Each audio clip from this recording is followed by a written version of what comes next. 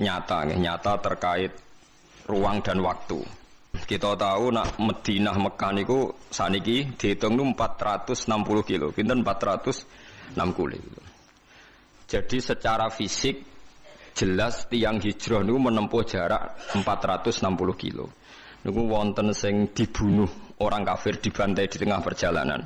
Ada yang mati normal karena kecapean. Sing ngalami niku sedanten tetep diwales Allah rupane napa swarga. Kemudian setelah tahun 10 Hijriah. Nggih tahun pinten? Sedasa napa Hijriah. Berarti Nabi sudah umur 62 hampir 63. Mergi kula nate ngitung nak umur nubuwahe Nabi 40 tahun. Teng Mekah niku 13 tahun dadi Nabi. Berarti Nabi pas hijrah niku tahun pertamane niku 53. Nggih, tahun pertamane hijrah niku berarti Nabi umur pinten? 53. Berarti kalau tahun ke-10 nggih Nabi sekitar 62 nginjak pinten? 63. Nah niku ba'da Fatih Mekah niku tanggal 10 Ramadan tahun ke-10. Fathu Mekah rata-rata ulama ngitung pinten 10 Ramadan tahun pinten ke-10.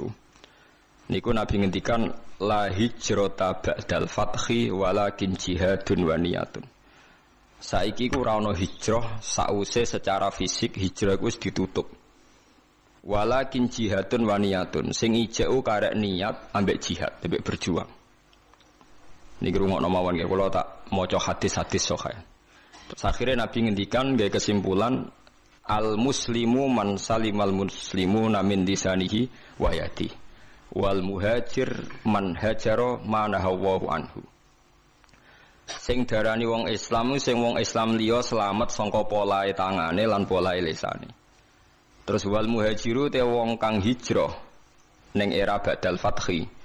Iku man sapa wonge hajara kang gelem ninggal sapa man. Ninggal ma ing perkara naha kang nyegah sapa Allah anhu sanging ma. Terus sinten mawon sing ninggal barang maksiat niku berarti statusnya disebut napa muhajir. Mergo maknane muhajir ninggal asli maknane nisbate fisik ya ninggal kota Mekah menuju kota napa Madinah. Berarti nak perilaku ge ninggal barang elek menuju barang napa apik. Lah niku setelah Fathu Mekah disebut wal muhajir man hajara manahawu anhu. Sing darani wong hijrah iku sing ninggal apa sing dilarang Allah. Pun niki riyen nggih terus niki dadi pengetahuan. Nah, kemudian ada masalah-masalah politik ya, masalah-masalah macam-macam. Atau samangke misalnya kula nate neliti biografi sing wonten teng Quran. Niki rungokno tenan nggih. Zaman Nabi Sugeng itu selalu ada daerah-daerah sing disebut Ardisuk. Misalnya Usoyyah hari ini wonten daerah jenenge Usoyyah, Zakwan, Ri'lan. Itu daerah-daerah sing dicap Nabi daerah buruk. Kemudian kalau era ulama-ulama Irak sing sakniki terkenal, itu ya dianggap Ardusuk. Ke Irak yang sekarang itu bekase Babylon sing dulu kota sihir. Wa ma unzila 'alal malakaini bi Babila napa Harut wa Marut. Terus macam-macam ya. Kemudian ulama itu khilaf, kalau Anda hidup di negara yang enggak prospek, boleh pindah. Di mana di tempat Anda pindah itu menjadi nyaman beribadah. Ini rungokno tenan, misalnya sampean ditakdir di kota Jakarta, pas kota, di situ misalnya banyak niklab, banyak maksiat. Itu terus misalnya terus pindah teng mriki teng Beduan misalnya, teng desa. Tapi genti dosa ngrasani hasud drengki. Dadi nek ning kutha iku dosane pornografi, nek ning desa dosane napa? Hasud, drengki, ngrasani macam-macam. Lah itu terus gimana? Ada ulama yang berpendapat jika semua bumi yang kamu katakan buruk mbok tinggal malah ra ono sing nyembah pangeran jadi sebaiknya gak usah pindah. Mboten usah apa? Pindah. Tapi kamu punya niat bahwa ikut mengisi Jakarta itu ben tempat itu ada yang soleh. Ya ada yang apa? Soleh. Wahakada. Dan itu pendapat ulama yang dibenarkan ila yaumil qiyamah. Karena kalah dengan bukti misalnya Australia pertama ada Islam ya baru kayak wong mahasiswa sing kuliah di sana. Mungkin sebagian juga ada jamaah tabligh, ada orang bisnis macam-macam. Sehingga Australia menjadi ada Muslim dari minoritas lama-lama jadi komunitas ya, dari minoritas lama-lama jadi komunitas tertentu, lama-lama dimaklumi, mungkin lama-lama juga jadi mayoritas. Begitu juga ke Inggris. Pertama dulu orang Islam yang kono buruh, suwe-suwe sugih. Sesuai kelar tuku Manchester City, tuku macam-macam, jadi bos. Jadi napa? Bos. Wong kafire sing dadi napa? Buruh. Lho nggih to nggih. Pertama ya wong perantau-perantau suwe dadi wong sugih terus sinten Al-Fayyad niku. Al-Fayyad terus ilat Inggris nak darani Dodi napa? Fayyad. Niku ilat Arabe napa? Al-Fayyad. Wong sing akeh duwike wong Arab nak darani napa? Al-Fayyad. Duwike saking akeh. Fayyad itu melimpah. Nah, itu yang kita benarkan. Niki rungokno tenan. Karena kalau teori hijrah itu niki bener sampean, biar teori yang bahwa hadisnya Nabi itu tidak main-main. La hijrata ba'dal fathi. Teori hijrah itu sudah selesai. Berarti teori hijrah secara fisik dari bumi buruk ke bumi baik itu sudah nopo? Selesai. Yang ada adalah walakin jihadun wa niyatun. Yang ada itu masih jihad dan niat. Jihad itu niat berjuang li'ila'i kalimatillah. Niat itu sebagai ngurip-ngurip agamanya Allah. Mboten niki rungokno tenan nggih ben sampean optimis. Sekarang kalau dibalik, misalnya orang yang sudah Islam di Inggris 10, merasa Inggris itu daerah Kristen, mbok Anglikan, mbok napa-napa terus pindah ning Mekah. Berarti Inggris sama sekali enggak ada Islam. Berarti kowe ngosongno bumine Allah, sangka wong sing nyembah Allah sama sekali. Andai kan sampai anda baca hadis itu, tentu fatwa anda, misalnya anda jadi ketua MUI, Islam yang ada di Inggris 10 pindah saja ke Mekah, yang di Papua yang minoritas pindah saja ke Jogja. Wah nanti yang sudah kadung ada Islam akan menuju daerah yang masih Islamnya agak dorong Jawa malah nguyai segoro kan? Nguyai apa? Segoro. Mesti ngono beban orang go duit malah jadi beban wong akeh kan? Buat ini penting. Makanya Nabi ngendikan walakin jihadun wa niyatun. Nah, ternyata hadis itu lebih benar. Ini ku era sahabat itu banyak yang ketika di Medina itu gak tertarik karena Islam banyak terus pindah ke Kufah. Itu yang melakukan itu Sayyidina Ali. Sayyidina Ali ku pertama sahabat alim sing ninggalo Medina. Beliau hidup di Kufah. Akhirnya Kufah dan di sentral Islam. Termasuk akhirnya pinter Imam Syafi'i yang pergi urip teng Mekah, teng Kufah. Pinter Syekh Abdul Qadir Jilani pergi urip teng Baghdad. Baghdad kuwi kawasan apa? Kufah. Mulane sanad-sanad Quran akhirnya pindah Kufah. Sampeyan saiki pikir, Quran anane Mekah Madinah, tapi sanad aline teng pundi? Teng Kufah. Sanate Ibnu Katsir tok Kanjeng Nabi ku bulet. Mergo Abdullah bin Katsir niku ngaji be Abdullah bin Sa'ib. Abdullah bin Sa'ib tese ngaji bi Ibnu Abbas. Ibnu Abbas ngaji Ubay bin Ka'ab. Berarti munculot pinten papat. Ubay bin Ka'ab lagi ngaji ning Nabi. Cepet Imam Asim. Imam Asim tiang Kufah. Imam Asim di guru jenenge Abdurrahman As-Sulami. Ini langsung ngaji Sayyidina Ali. Sayyidina Ali ngaji sinten?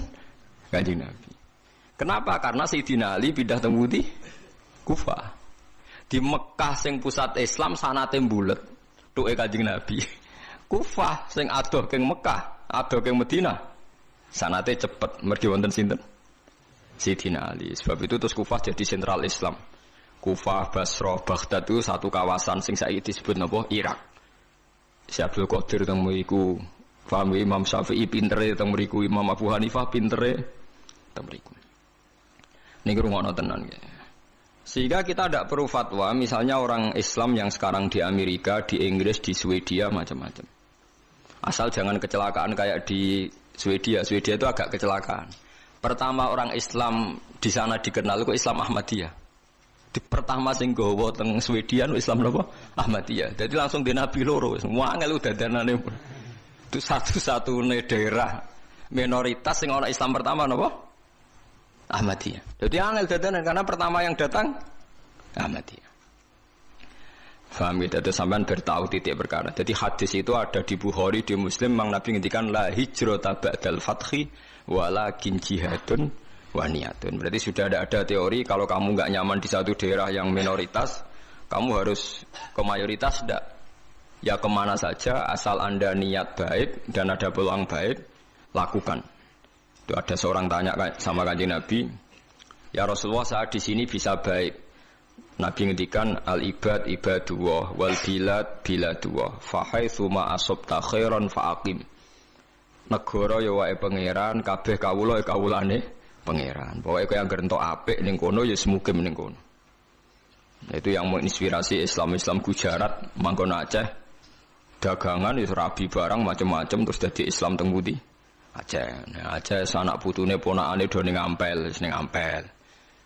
Terus ono Raden Fatah pindah ning Demak, suwe-suwe tok Jipang Panolan. Suwe-suwe terus tok Jogja, Sutawijaya, Hadiwijaya terus tok sampeyan barang niku wis endi sing ketemu, wis pokoke endi sing nyaman cocok. Terus nomor faktore katut babon, katut jago, wis pokoke angger cocok untuk ridhani Allah nggih, fahaitsu ma asabta khairan faqim. Di mana saja kamu menemukan kebaikan, faqim, maka kamu harus di situ. Paham? Maka kamu harus nopo? Di situ. Kalau tak cerita sejarah ben sampean ngertos betapa pentingnya teori hijrah itu dianggap selesai. Ketika Fathu Mekah, kalau cerita itu tidak bosan-bosannya. Ketika Fathu Mekah itu tahun 10 Hijriah. Disempurnakan oleh Abu Bakar. Klimaknya itu Mekah benar-benar dikuasai Sayyidina Umar. Sistem negara sudah jalan, negara dalam kendali Umar. Niku kanca-kancane Sayyidina Umar sing asli Mekah niku disurati. Yang sudah hidup di berbagai daerah. Ada yang zaman niku mun teng Azerbaijan, teng Tajikistan. Sing nanti suatu saat nanti jadi daerahnya Imam Bukhari sing terkenal Al-Jami' Shahih sing aran kitab Bukhari, anak turune. Mbok kamu sekarang ke Mekah saja, karena sholat di Masjid Haram itu sebagaimana 1000 nopo sholat di masjid yang lain. Dan Mekah sekarang aman. Ini rungokno tenan, Mekah sekarang apa? Aman. Dan beberapa sahabat yang kelas 2, kelas 3 yang tidak akabiri sahabat, banyak juga yang pindah ke Mekah. Apa yang terjadi? Di Mekah bangga mereka karena fi ardil haram Baitullah. Tapi apa yang disarankan oleh sahabat-sahabat senior kayak Salman Al-Farisi? Dimatikan teori itu. Memang Mekah kota suci dan sholat di masjid Mekah sama dengan 1000 sholat. Tapi ilamu anal ardo lam mutaqaddis ahad, dan kamu harus tahu bumi itu tidak bisa mensucikan orang. Abu Jahal itu lahirnya di Mekah, kurang ajarnya di Mekah. Abu Lahab lahirnya di Mekah, kurang ajarnya di Mekah. Semua penduduk Mekah itu yang ngusir Nabi. Jadi ilamu anal ardo lam mutaqaddis ahad, dan bumi itu tidak bisa mensucikan orang. Wa inna ma yuqaddisur rajul amaluhu. Jadi sing iso nyucakno wong napa? Amale. Terus Salman Al-Farisi nyurati walakin nusyuru fi biladillah wa alimu fa inna ta'lim dabul anbiya. Kamu menyebar saja di seluruh penjuru dunia dan ajarkan Islam, karena mengajarkan Islam dan menyebarkan Islam itu dabul anbiya. Semenjak itu tidak ada teori sentralisasi di Mekah. Nah, ndelalah era Ali Muawiyah ada konflik. Ada konflik barokah luar biasa. Konflik Sayyidina Ali Muawiyah, sahabat-sahabat yang mboten derek-derek menuju Cina. Zaman itu memang Cina populer sekali. Lah yang menuju Cina itu terus ada yang tersesat di Selat Malaka. Itu terus diantaranya muridnya Sayyidina Ali urip teng Pasai, teng Aceh, teng Sumatera lah yang jelas. Sehingga Islam di Aceh itu tua sekali, karena rata-rata sejarawan yakin Islam di Aceh itu zaman sinten Sayyidina Ali. Jadi kue kuduro, jadi akhirnya artinya andai kan teori hijrah itu dipakai, tentu semua ini haram karena menuju bumi yang belum nyembah Allah, gitu, paham ya? Andai kan teori hijrah itu dipakai, berarti perjalanan ini haram semua kan, dari Mekah Madinah malah menuju bumi yang belum menyembah Allah. Tapi kalau pakai teori Dabul Anbiya bahwa menyebarkan Islam itu watak para nabi, malah keinginan kita dari yang tidak ada menyembah Tuhan kita ke sana biar ada yang menyembah Tuhan. Ojo malah tahsilul hasil rebutan tongkat masjid itu malah perkara. Mulane kula anggere ngomong santri-santri kula ki ora usah urip ning Rembang. Ning Rembang wong alim pirang-pirang mesti mahjub. Ben dadi kiai ning Irian Jaya ta ning Papua, kan iso kiai ke level provinsi paham perkarane itu kan. Jangan-jangan kita sekarang dicoba pangeran hasud iku mergo gawane nguyai segara, paham ya tahsilul hasil. Jadi paham gitu. Jadi ini penting. Meskipun kita mungkin nggak bisa melakukan, tapi sampean tahu bahwa Islam secepat ini menyebar di dunia. Barokah fatwane Salman Al Farisi dan beberapa sahabat. Annal ardo lam tuqaddis ahadan. Bahwa bumi itu tidak bisa mensucikan orang. Bukti ini Abu Jahal lahir di Mekah, uripe di Mekah, kelakuane ora karu-karuan. Sing wong Madinah lahir ning Yasrib, pedalaman. Jadi sahabat napa Ansor. Semenjak itu sahabat itu gak pati fanatik urip ning Mekah. Mulai sahabat akabir sahabat ada yang hidup di Mekah. Mulate sanate Abdullah bin Kasir sing wong Mekah. Tuke Kanjeng Nabi dhisik Imam Asim sing uripe teng Kufah. Lha iku sirine kena apa Imam Asim uripe ning Kufah tapi luwih populer timbang qiraate napa Ibnu Kasir. Mergo sanate luwih cepet tok Rasulullah sallallahu alaihi wasallam. Iku pangeran dadi kersane ngoten. Lah kowe ora ora karepe Imam Asim wong ndi ora ora. Ibnu Kasir wong ndi ora ora. Pokoke roe juara untuk hadiah wis. Wong seneng Quran kok ngono tok piye. Mbok gedhingi ku ya dosa, mbok dukung ya tambah dosa. Wis barno. Tapi kayak ben roh duduk perkara. Paham ya terus kula suwun enggak boleh menafsirkan Quran kecuali dengan hadis sahih. Lah hadis sahih paling masyhur di Bukhari Muslim itu memang Nabi berkali-kali ngendikan la hijrata ba'dal fathi walakin jihadun wa niyatun. Nah begitu juga sekarang ke mall misalnya orang ngajak anak cucunya ke mall atau ngajak ponakane marung ning warung rodo enak itu juga termasuk jihad dan niat ketika sudah menanamkan kalimat tauhid. Saya pernah baca, memang saya benar-benar baca kitab buatan-buatan akal-akalan kulo. Ada seorang wali yang akan jadi wali terus sampai mati ketika tausiah alal ahli agak longgar pada keluarga. Misalnya begini, ini yang saya alami mawon nggih, mboten saya nyontokno wong liya, sing kula alami. Kula nglatih anak kula salat, wis salat Allahu Akbar. Dan bagi saya Allahu Akbar itu kalimat yang spesial. Anak saya sujud. Ya sudah membaca Subhana Rabbiyal A'la itu bagi saya spesial sekali. Tentu kalau sampean memang mukmin betul, mukmin sejati. Kamu enggak usah pakai status itu anak kamu sok ben mangan ta ora itu goblok ya enggak. Itu bodoh sekali kalau kamu pakai status itu. Ini anak saya sudah bisa melafatkan kalimat thayyibah yaitu Allahu Akbar. Sudah bisa sujud. Ini spesial. Sesuatu yang spesial itu harus dipertahankan. Caranya gimana? Minimal seorang anak itu jangan kecewa sama bapaknya. Nah, anak senengi jajan ya jajakno. Nak senengi mangan enak ya mangan enak. Tapi semuanya ini demi mengawal kalimat tauhid dan kebenaran-kebenaran Islam yang kamu tanamkan. Jangan sampai kamu jadi kiai zuhud yang anak dikekang, kemudian anak ini pertama numpak sepeda motor disilai kancane sing ra salat, pertama nyetel tip yo disilai tanggane sing ra salat, sampai anak itu terus ngidolakno keluarga sing tidak salat karena lebih sehat kata dia. Sistem ndekne bar magrib untuk TV haram, dolanan haram, anaknya trauma. Lah tua-tua anak nakal, mergo mulai cilik ra tau ngidolakno napa bapak. Nah ini di sini sirinya kenapa semua nabi itu melonggar anaknya. Kanjeng Nabi ini nak sholat ini ditumpai Hasan Husain. Nggih mentel mawon.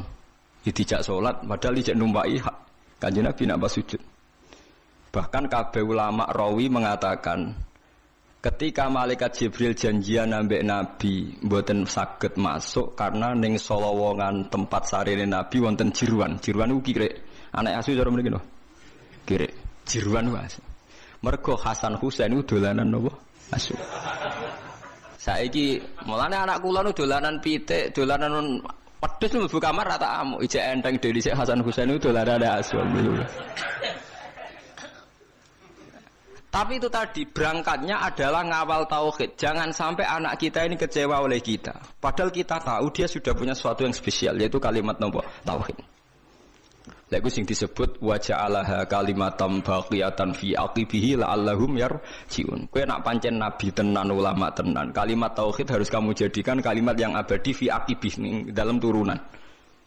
Itu yang dilakukan Nabi Ibrahim. Makanya Nabi Ibrahim dikatakan bapak tauhid karena dia obsesinya satu. Pokoknya kalimat tauhid harus menjadi kalimat sing abadi fi aqibih ning turunane Ibrahim. Ngeri Nabi Ismail lu gak paham apa blas tapi tidak bangun Ka'bah. Padahal dia tidak paham.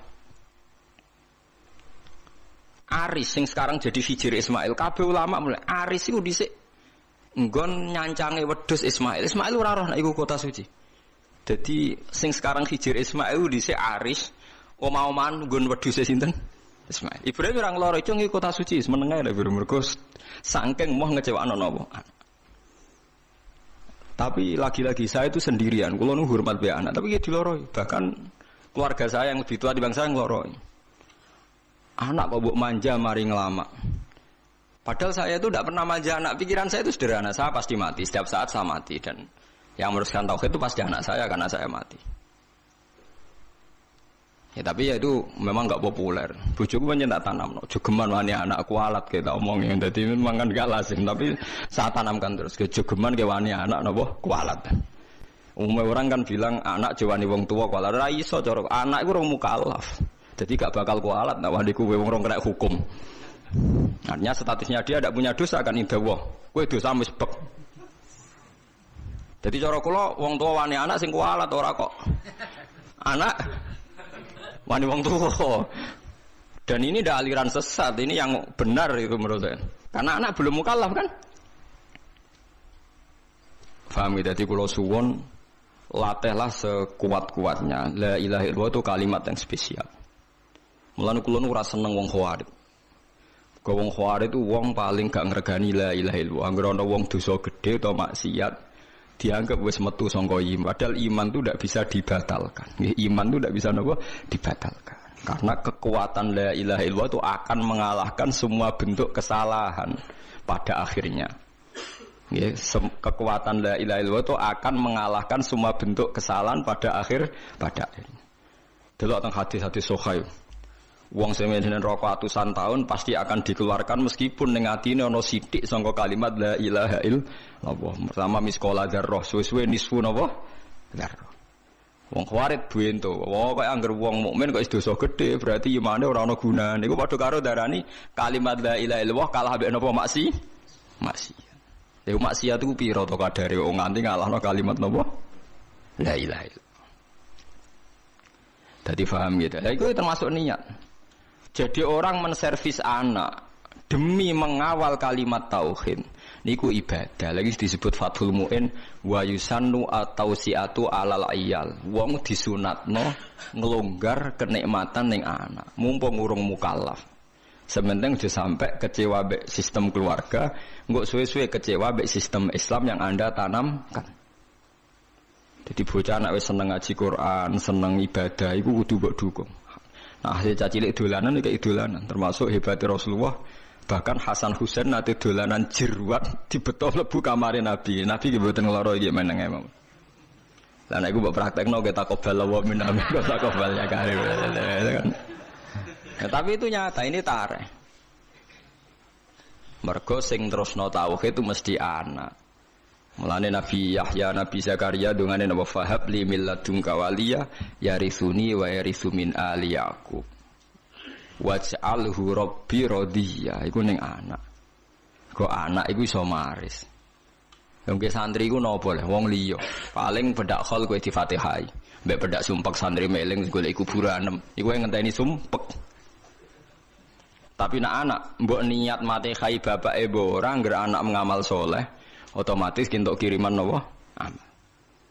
Ora ana idza matabnu adam ing kota amaluhu ilam salasin sedaqatin jariyatan au ilmin yuntafa'u bi. Kowe angel kan sedaqatin jariyan butuh sugih. Ilmin yuntafa'u bi ke butuh ngalim, ora kabeh kan. Awaladin sholihin jek enteng, anak kan kowe mesti duwe. Malah akeh-akeh anak ora jelas. Nah, cara kula milih yang ketiga mau awaladin sholih. Kan hanya butuh status soleh. Soleh kelas-kelasan. Soleh pertama yang penting lafadz la ilaha illallah Muhammadur Rasulullah. Kula ndak akan bosen ngomong ini sampai kula mati. Ngene wae, wong tuwa iku kudu hormat anak. Kula maca teng kitab Mizan Kubra ngeten. Wa min adabil anbiya takrimul aulad. Terus adabe para nabi ku mulyakno napa? Anak. Tapi ning Jawa gak populer. Lho kula cara pantes basa mbek anak kok. Anakku rasa basa lah, tapi kan darane sesat. Jadi adabe para nabi mulyakno anak karena anak iki sok ben sing lebih panjang waktunya untuk membawa napa tauhid. Paham ya mulane Sampeyan delok teng ngene critane Quran iku nak ndelok hubungane Nabi be anak kan luar biasa. Napa? Luar biasa. Masuk wa barrom biwalidati.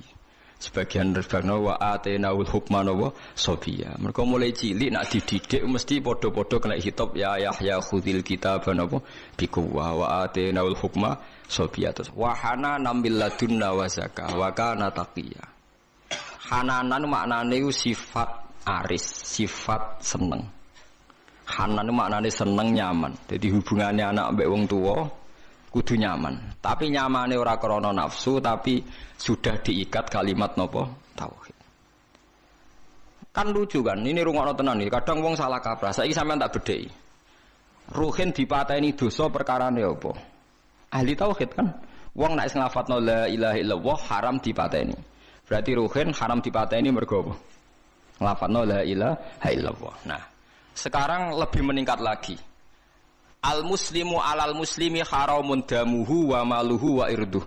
Wong nek wis Islamu haram donyane mbok gasap, haram harga dirine mbok lecehno. Paham ya? Haramun damuhu wa maluhu wa irduh. Irduh harga dirine. Dikira oleh ngomong li wong goblok, ngomong ilmu nemen-nemen nganti iku kaya manuk ketulup iku ora oleh. Lane rata-rata ulama nak ketemu wong gayane gaya awam, perkarane nak kowe ngomong ilmu berlebihan padha karo gawe suasana ndekne kaya manuk ketulup haha. Mulane rata-rata ulama sing kali bertenan ketemu wong wis guyon. Ndak apa kok kriting ngono. Mergo sekali ngomong ilmu sing kelas tinggi ketok goblok ya kan. Lha iku ora oleh gawe suasana wong liya ketok goblok kowe ketok napa? Pinter. Iku pelecehan apa? Pelecehan. Lho nggih tenan. Juga karena la ilaha illallah. Nah, lah hanya karena ditakdir anak terus ora kira pati mbok hormati. Alasan iku mergo anak. Kan lucu kan? Orang lain yang lafadz la ilaha illallah mbok hormati karena dia nasibnya sial dadi anak ora mbok hormati. Mergo anak wajib hormat wong tuwa. Begitu juga nasib bojomu. Elek gara-gara dekne bojomu terus wajib takzim mbek kowe. Padahal kowe wajib takzim dekne mergo dekne nglafadzno la ilaha illallah. Lha iku sing salah kaprah. Lha iku musibah, paham napa? Musibah. Wong liya mbok hormati mergo Islam lan saleh, tapi anak bojomu ora hormati mergo nasibe sak ngisor. Rupane dadi anak dadi bojo. Teori ini sudah saya uji berkali-kali ning Quran dan hadis. Semua polanya Nabi itu begitu.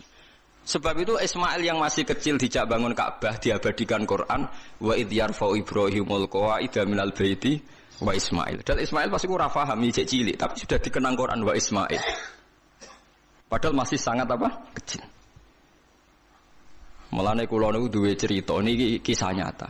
Kula niku duwe kanca alim. Bapake iku wayo, kiai. Bapak kiai tenan wayo. Bocahe kanca kula niku majine jurumiyah takrib kalian bapake. Walhasil pas dekne umur 22 tahun, bapake iku wayo. Ya wayo iku rabinah lho jenenge wayo, napa poligami niku. Ya sebagai seorang anak bela boke terus gak takzim mbek bapake. Gara-gara bela boke gak takzim mbek bapake. Walhasil terus mulai gak nyucup, mulai gak takzim. Bapake pancen wong alim tenan. Yo ngalim cangkeme barang yo ngalim pinter deh oleh. Tak kok pinter bapak. Walhasil akhirnya suatu saat saya iku nyucup meneh, tak takoki lho kowe saiki nyucup meneh. Kena apa kok nyucup meneh padahal kowe muangkel. Yo angen-angen kalah debat Pak Gus kula.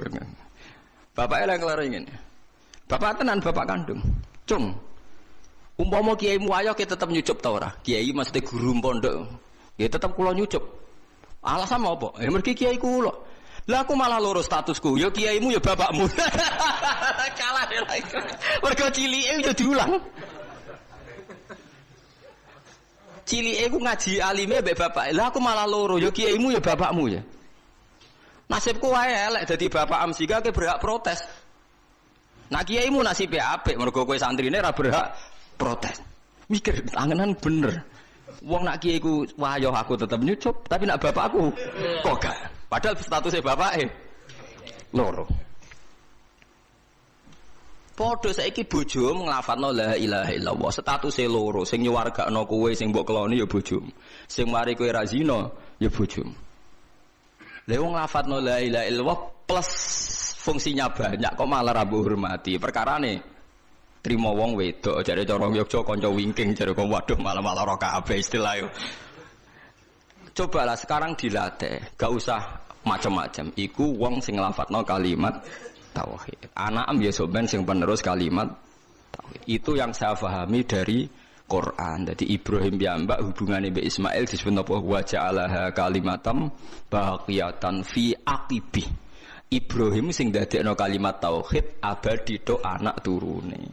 Sebab iku Ibrahim disebut bapak napa tauhid. Nanti somben wong ning kuburan dadi Gus gede kabeh. Mulane kula bola-balik ngomong sing saiki ra duwe bapak kiai tenang ae. Somben nasab Gus juga kanggo kabeh. Tiap wong mati takoki man abuka kan jawab sinten Ibrahim. Dadi kula ngalime ngeten sampean padha mek ruhin paham. Kula ajare rada keberatan mek ajaran niku. Tapi piye bener. Lah misale kula salime ngeten bapak kula kiai sampean ning kuburan padha bapak sapa Ibrahim. Ruhin takoki sapa kan bapak Ibrahim. Ya itu silsil karena Ibrahim yang paling punya obsesi mengabadikan tauhid tok dzurriyyah ila yaumil qiyamah. Ya saiki ora wong obsesi mbek anak iku ora perlu tauhid. Anakku tak rumah cah ben ben rumah aku. Dadi kapitalistik. Kula mboten sombong, anak kula nu kelas SD kelas tunggal sing lanang. Biasa tak jak bakas mati. Nggih biasa mawon. Sing kelas 6 SD nggih biasa tak jak bakas mati. Nanti kalau bapak meninggal kamu tetap senang Quran ya, enggak usah senang dihormati orang. Sering tak jak lunga dhewean ngebis. Karena tak latih. Jangan sampai nanti senangnya Quran itu karena biasa dihormati orang. Nanti bahaya. Wong hormati kok dokseran, kadang seneng kadang ora. Tidak latih. Saya sendiri masih melatih diri saya sendiri. Jangan sampai saya hafal Quran seneng karena dihormati orang. Nanti kalau kecewa nanti saya mutung. Tak latih. Sering hidup sendiri, sering. Biar enggak kulino taklek, enggak kulino napa taklek. Sampeyan tak ceritani kenapa ilmu saya manfaat. Di antaranya gara-gara gawe kopi dhewe. Luki kulon pertobatan. Saya itu kalau bikin kopi jam 4:30 itu bikin sendiri. Karena sederhana teorinya. Sampean ben ro ilmune ulama ya. Allah kan dawuh fasabbih bihamdi rabbika qabla tulu'i syamsi wa qabla ghurubiha. Kamu baca tasbih sebelum matahari terbit. Sanggup ae 4:30 atau jam 5 lah. Gus tangi turu kepengin kopi. Entahlah nanti kalau saya sudah tua mungkin tidak kuat. Kalau masih kuat pun tidak saya bikin sendiri kayak kopi. Teori saya sederhana. Gusti kula nu nak gak badhe gawe kopi nu badhe seneng. Nak badhe seneng mengke kula eling jenengan. Jenengan maringi rezeki kula kopi terus melek terus seneng. Kok kopi nu radi kados wine, kados khamr, nanti kan apa? Khamr. Dadi rondo mabuk jenenge. Khoyal iki. Jare kanca kula, "Kenapa kowe seneng ngombe kopi?" Walah Gus nglalekno utang. Mergo sejarah kopi, saya pernah baca sejarah. Kopi di Italia pertama itu jek darani wine of Arabic. Mergo wong pertama wong Itali ngombe khamr, bareng kenal pedagang Arab ngombene kopi, bareng diombe kok padha-padha nglalekno masalah. Mulane jek darani wine of Arabic. Mulane wong Itali nak darani kopi iku wine wong Arab. Pamane khamre wong napa? Arab. Mulane kena apa santri wong melarat seneng ngopi iku rada khamr, Pak. Mergo padha-padha nglalekno napa? Masalah. Jadi ada orang Eropa itu pernah lama darani kopi ku waene wong napa? Arab, wong Islam. Kita dudono sejarah. Mulane nek ape ngopi sing eling pangeran mergo rada napa nyabu, Pak, rada napa? Nyabu. Nah, artinya sederhana. Niki mboten kula mboten ujub mboten, tak contohno sing kehidupan keseharian. Mergo khairukum li ahli wa ana khairukum li ahli. Wes ki ape seneng. Ape seneng gawe kopi nak kowe dhewe sing lakoni kan ndak banyak taklek. Taklek itu menggantungkan sesuatu pada orang lain jenenge napa taklek. Misale gugah bojo. Yo nak bojoku tangine mbek senyum, nak mbek merengut. Berarti untuk seneng kan ngenteni bojoku tangi, cekatan, mbek senyum, gawekno kopi sing takarane pas, ora kemanisan, ora kelegene sesuai seleraku. Takleke 5 hal. Padahal kemungkinane tangi merengut, batal sitok kan. Utawa pas ramah tapi gawene ora pas. Utawa ramah pas tapi engko sik tak ning jeding suwi. Jadi ya Allah, saya tidak akan mengorbankan kesenangan saya dengan taklek 5 hal. Bodoh sekali kalau saya seneng jenengan tak taklek 5 hal. Dan agak dhewe kan wis. Keliru ya keliru-kelirune dhewe. Sale gak pas-pasin apa dhewe. Nggih bolak-balik kula pege kopi ra roh nggone sedok kok sedok ra roh nek diaduk. Nggih sering bisa kapok. Itu saya itu saking senengnya pangeran itu bahkan takut saya mengganggu istri saya. Bukan karena saya takut istri, takut senang saya sama Allah itu tak taklek. Loh betul loh, saya ngaji di sini itu karena aku senang pangeran. Umpama sing ngaji karek rugen ki sama, saya sama, senengnya bodoh. Karena bagi saya ngaji itu skore dihitung pangeran. Bahak ngaji istiqomah skor ya sudah. Kak urusan sing ngrungokno sapa setan, bu iblis, bu wong, bu malaikat ora ora. Begitu juga saya kenapa sering pergi sendiri ya gitu. Lu ngombe wong nak ganggu wong dolim. Nak wonge ra pas sikape kok aku taklek. Seneng pangeran kok kakean taklek. Dhewean wis gak usah taklek. Jadi kenapa wali-wali Tuhan itu seneng sendiri itu barokahnya dia enggak mau taklek. Dia enggak mau senenge mbek Allah ditaklek, digantungkan. Padahal syarat saya jadi wali kudu seneng. Jadi ciri utama wali ku la khaufun alaihim wa lahum yahzanun. Gak dirasa wedi, gak dirasa susah. Qul bi fadlillah bi rahmati fa bidzalika falyafrahu. Lah seneng itu tentu kan butuh sekian perangkat karena kita kadang bersentuhan sama pihak lain. Itu tadi jika Anda seneng ngopi dek bergantung, gugah bojo, kemungkinannya kan 5 hal tadi. Tangi merengut. Lalu lucunya kemungkinan pertama itu paling sering. Nah, itu kan bertaruh sekali kan. Pemenang kue rapati kelar nafkah dek gugah bar. Wah malah perkara. Wah yang potensi keburukannya kan lebih banyak kan. Lah wong kok berjudi, paham nggih? Wong kok apa? Berjudi. Gawe dhewe kan beres.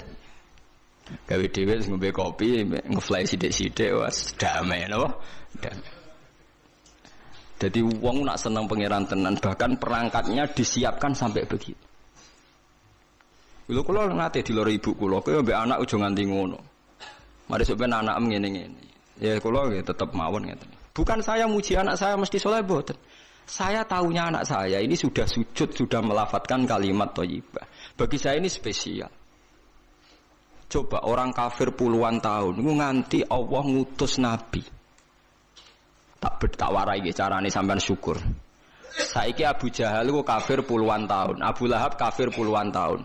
Nganti Allah ngutus Rasulullah Muhammad ngelibatkan Jibril mau demi nglafatno tauhid. Artinya kekafiran ini mau dihilangkan sampai ngelibatno Muhammad, Jibril, Mikail dan beberapa malaikat. Mau nggo ngilangno kekafiran ben do nglafatno la ilaha illallah. Tapi sekarang kalimat ini sudah jadi rutinitas. Saiki anak ngafal la ilaha biasa.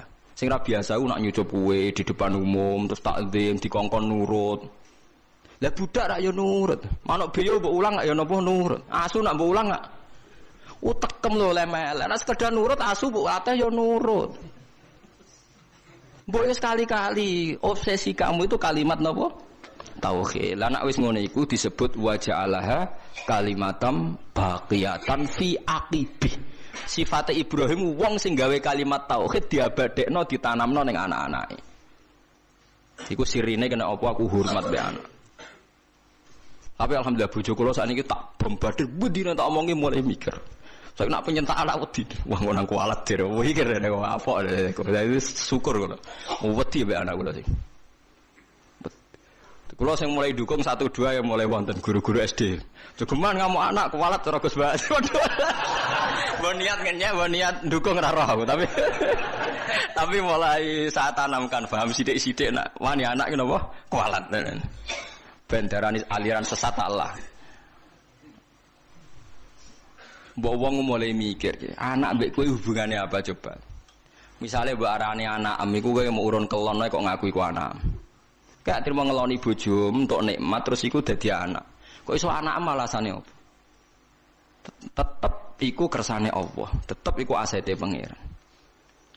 Mulane Nabi sinten Sayyidah Maryam kenapa jadi wali? Sayyidah Maryam jadi wali itu karena obsesinya satu. Inni nazartu laka ma fi batni muharraran fataqabbal minni innaka antas samiul alim. Jadi Nabi Zakaria napa jenenge Imron ya, Maryam niku Imron, ifqalat imraatu Imron, Rabbi inni nazartu laka ma fi batni muharraran. Ibuke Maryam dadi wali wedok iku gara-gara Gusti sing teng weteng kula ni saya nazarkan khusus untuk mengkhidmati agama engkau. Inni nazartu laka ma fi batni muharraran. Tentu bayangan dia karena jadi kiai itu harus lelaki dan harus soleh. Tapi barokah itu malah dia anak Maryam. Bareng dia anak Maryam rodok kecewa. Nah, itu kan masyhur kan. Inni nazartu laka ma fi batni muharraran fataqabbal minni innaka antas samiul alim. Falamma wada'atha qalat rabbi inni wada'tuha untha. Gusti wong kula kepengin anak kula ngitmai agama kok wedok. Walaisa dzakaru kalunsa, tentu fungsinya cawe itu ora kaya cah lanang. Tapi wa semanten dia tidak lepas putus asa. Wa inni samaituha Maryama wa inni uidzuha bika dzurriyyataha minasyaitonir rajim. Sudahlah Gusti gak apa-apa perempuan, tapi saya ingin perempuan yang enggak tergoda oleh setan, sa anak turune. Dalalah tenan Maryam dia anak Isa sing akan jadi legenda dalam mengawal agamane pangeran. Karena apa? Imro'atu Imron itu tidak pernah melihat itu anaknya, tapi nazartu laka ma fi batni muharraron. Ini anak untuk agama. Lah saiki ngomong Islam do katut wong kapitalis. Rumah tanah mungkin nak tuwa sing rumah sapa iku omongane wong awam, wong ora salat lho iso omong ngono. Lah kula ora gelem ngomong ngoten niku. Lah anak kula sering tak didik. Nanti kalau bapak mati ya didoain terus tetap senang Fatihah, senang ya ngajar Quran ya sudah. Kalau mboten ate bayangno sampeyan tuwa di rumah tanah iki mboten biasa. Zaman rengono anakku wis di rumah pangeran. Nah, misalnya kena tua di rumah tanah, zaman rengono anak mungkin sing ngurmat sapa? Wong tua, kok ora wong tuame mbok uripno meneh ben ngurmat kowe aneh-aneh. Teori-teori makhluk wis batal terus jenenge. Lah Quran ngeten iki wis mati. Nggih, Quran cerita kados kulon wis mati. Orang tuh enggak ngerti sirine kena apa Maryam dadi wong luar biasa. Mergo ibuke sebenarnya inni nazartu laka ma fi batni muharraron. Ini anak untuk engkau, maksudnya akan mengitmai agama engkau. Saiki ora nyelamati anak ku ben sok ben ngitmai awake dhewe. Kowe iku sapa men dikhidmati anak? Jare pangeran kowe iku sapa? Wong kowe sing kelon ae kok kepengin dikhidmati. Wis entuk enak kok tuane yo apa? Enak. Tapi nek mbok balekno pangeran kan sakake. Waras ya iku sing ngerti nek ra apa-apa kok anake dianggap asete agamane pangeran. Mulane Kanjeng Nabi nak muji Sayyid Hasan Husain Ibn Abniha adalah sayyidun wa inna wa yuslihu bina fi'atin azimatin. Soben gunane Hasan ini sing damekno dua kelompok sing tukaran. Di masyhur yang menghentikan perang Ali Muawiyah adalah Sayyidina Sayyidina Ali kabundut.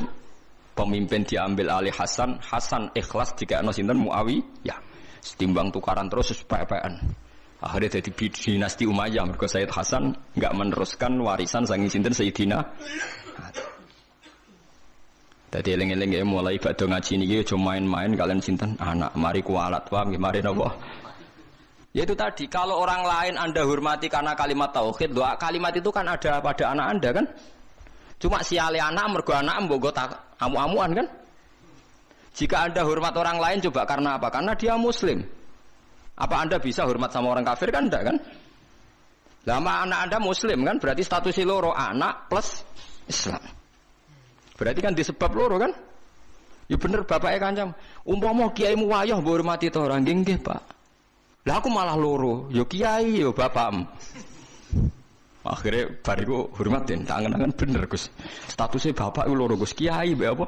Bapak. Karena wayah mangkel deh. Padahal nak kiai ini wayah dia gak berhak mangkel. Ya kudune kan padha wae.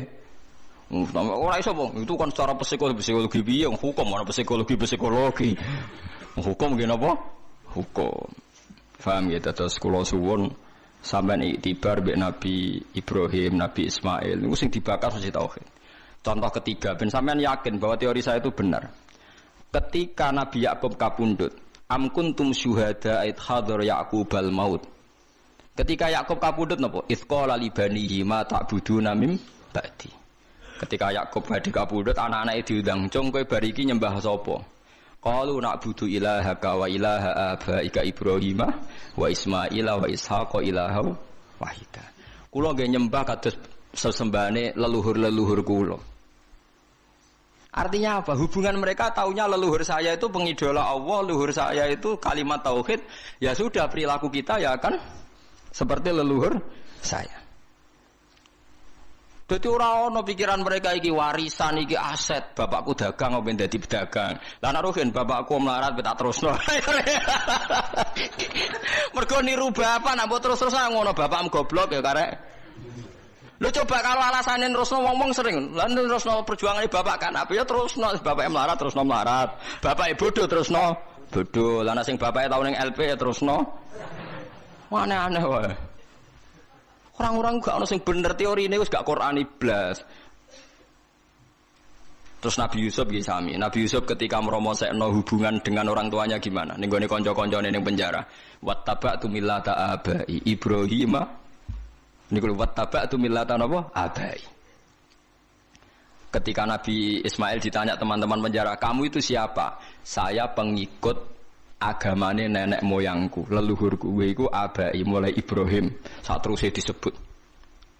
Jadi artinya apa? Kenangannya seorang Yusuf ya bapaknya bertauhid, paham ya? Paham ya? Kenangannya Ismail ya bapaknya tauhid. Ibrahim melihat anaknya karena ini kader tauhid. Lah saiki wong delok anak iku macam-macam. Pemene sing duwe kerajaan, duwe aset-aset bisnis. Mulane kula niku alhamdulillah mulai riyen dan ini saya tidak merasa paling benar ndak karena saya tahu ini ya dari bapak saya. Dulu bapak sama saya itu hormat sekali. Anaknya bapak paling dihormati bapak itu saya karena saya mulai cilik bapak yakin aku paling alim. Mane pangen kula ngalim ora pati ora sing gawok. Kula riyen pertama lahir mbah kula ngendikan sampean putuku sing alim mbah. Pas kula SD nggih ngoten. Kakak-kakak saya itu SMP semua kecuali saya karena mbah saya dulu ngendikan bapaknya bapak itu ngendikan sampean mbah ora usah sekolah. Sampean sing alim mbah. Ya itu agak merugikan saya sebetulnya. Karena ketika aku alim jare ngomong wis bae ramalane Mbah Bae jadi waduh akhirnya kan enggak dianggap spesial itu karena sesuai ramalan para nopo leluhur gitu. Wah. Ya rada ngrugekno asline tapi itu ya tapi akhirnya itu tadi saya memang enggak tahu rasane disentak bapak dimarahi enggak pernah. Akhirnya saya tiru. Ternyata ketika bapak sepuh ngendikan iku, aku iku mesti mati. Sing nerangno seneng Quran iku kowe. Ana proyek Quran sing rong tak lakoni, misale nerangno tafsir maknane Quran. Aku yakin sebenarnya sing iso iku kowe. Begitu juga saya mungkin nanti di anak saya. Ono proyek terus sesuatu yang mungkin saya tidak bisa yang bisa anak saya. Ya entah apa nanti bentuknya terserah pangeran. Ora perlu aku sing marahi pangeran ya, berarti terserah pangeran. Malah repot nih, malah repot. Tapi kula suwun lewat ngaji niki ojo geman hubungan anak bapak liyane urusan tauhid. Mun jenengan itu anak ben selamat donya akhirat latih wattabi millata Ibrahim hanifa. So wattaba millata Ibrahim hanifa. Wis jelas kita iku untuk syariat anit tabi millata Ibrahim hanifa. Lah milai Ibrahim ku nganggep anak iku aset napa tauhid. Disebut napa wa ja'alaha kalimatam baqiyatan fi aqibi. Jadi kalau nak manani wa ja'ala lan gawe sapa Ibrahim ha ing kalimat tauhid digawe kalimatan ing kalimat baqiyatan ingkang abadi fi aqibihi ing dalam anak turune Ibrahim. Lah untungnya Allah nganggep anak turune Ibrahim mboten genetik. Genetik dan tidak genetik ku apikane pangeran. Mulane sing ra gus-gus ra usah susah somben tetep bapake sinten Ibrahim. Iku berita gembira tenan kanggo wong sing ora anake napa kiai. Karman yo bapak Ibrahim, Karmen nggih napa Ibrahim Kiai Haji alim alamah nggih sok ben Ibrahim. Mulane cara kula dadi Imam Ghazali yo rugi. Wis alime ngono, pertama pengumuman wong alim ngalamah mlebu swarga Imam Ghazali mlebu. Sultanul Auliya Syaikhul Qadir mlebu swarga mlebu. Pengumuman kedua yang menyakitkan dan penggemarnya juga mlebu. Waduh.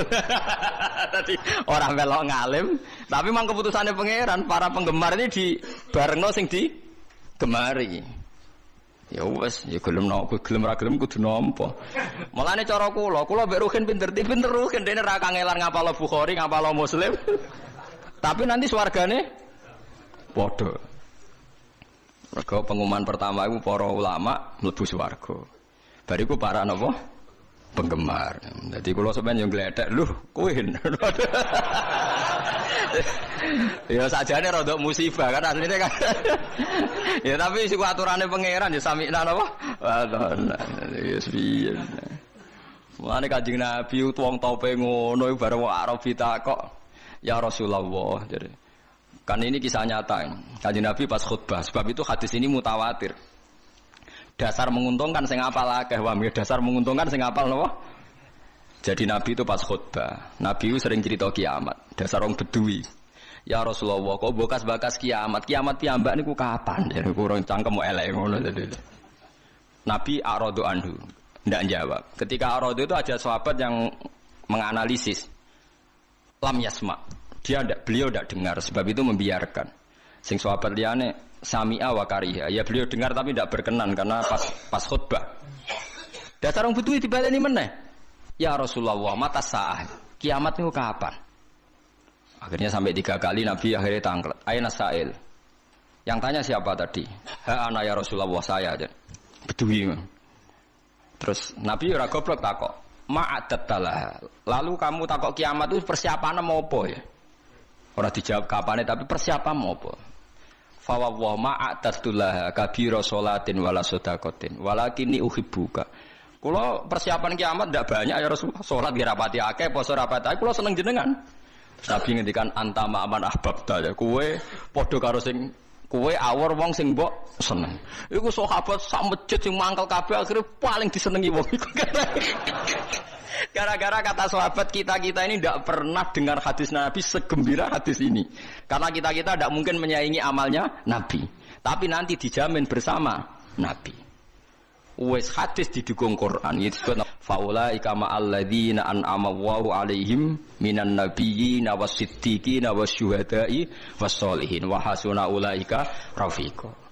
Tapi ya mergo dzalikal fadlu minallah iku murni rahmate pangeran. Nek nuruti ngamal gak tok, paham ya? Nuruti ngamal mboten apa tok. Dan ini penting. Karena tadi semuanya ini diikat kalimat tauhid. Kowe seneng Nabi mergo barokah kalimat tauhid. Dan hubungan kita mbek Nabi lancar sepanjang tauhid ini masih ada. Mulane ketika Nabi syafaat saya bagi siapa saja yang melafadzkan la ilaha illallah. Ujung-ujungnya juga karena kalimat. Nah, kalimat ini sudah dilafadzkan oleh istri kita, oleh anak kita, oleh cucu kita. Tapi gara-gara mereka di bawah kita, mereka tidak spesial. Kon nggih kopi ora gelem ngamuk. Anak diundang ra moro ngamuk. Ini kan kurang ajar sekali. Bagaimana kalimat yang begitu spesial dia punya, gara-gara nyepelekno barang yang memang sepele kowe ngamuk dekne. Padahal dekne tetep hal yang nopo? Spesial. Rupane kalimat nopo? Tauhid. Itu galeono wong nggawa emas akeh, kalunge emas, gelange emas, barang mecahno gelas murah mbok amu, wong goblok. Angger sing pecah gak masih ra wis. Mestinya Anda melihat anak itu gitu, angger sing pecah gak tau khide ra ya wis. Pemene terima mecahno gelas keben. Biasa mawon. Jadi kalau saya bukan ujub menceritakan keluarga saya mboten, iki adate Nabi kalau ngajari agama itu dimulai dari keluarga. Khairukum khairukum li ahli wa ana khairukum li ahli. Jadi yang terbaik dari kalian adalah yang cara mengelola keluarga secara baik. Difahami. Jadi kena jajan ning mall mbek anak utawa nyenengno anak. Iku aja krana kedunyan atau hadun nafsi, tapi hadiah untuk orang yang sudah ngelafal kalimat tauhid. Paham nggih? Mulane Ka'bah niku dihadiahi hadiah. Ja'alallahul Ka'batal Baital Harama qiyamal linnasi wasyahrul harama wal hadiah wal qolaid. Kenapa ada Idul Adha? Kenapa ada mayoran? Kabeh iku ngurmati kalimat napa? Tauhid.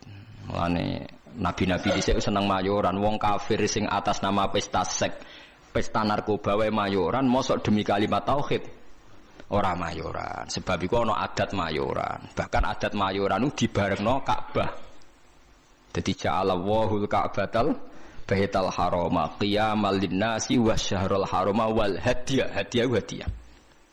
Mulane kula wingi haji niku selain bayar dam niku kurban. Kula wingi alhamdulillah kelar kurban teng Mekah.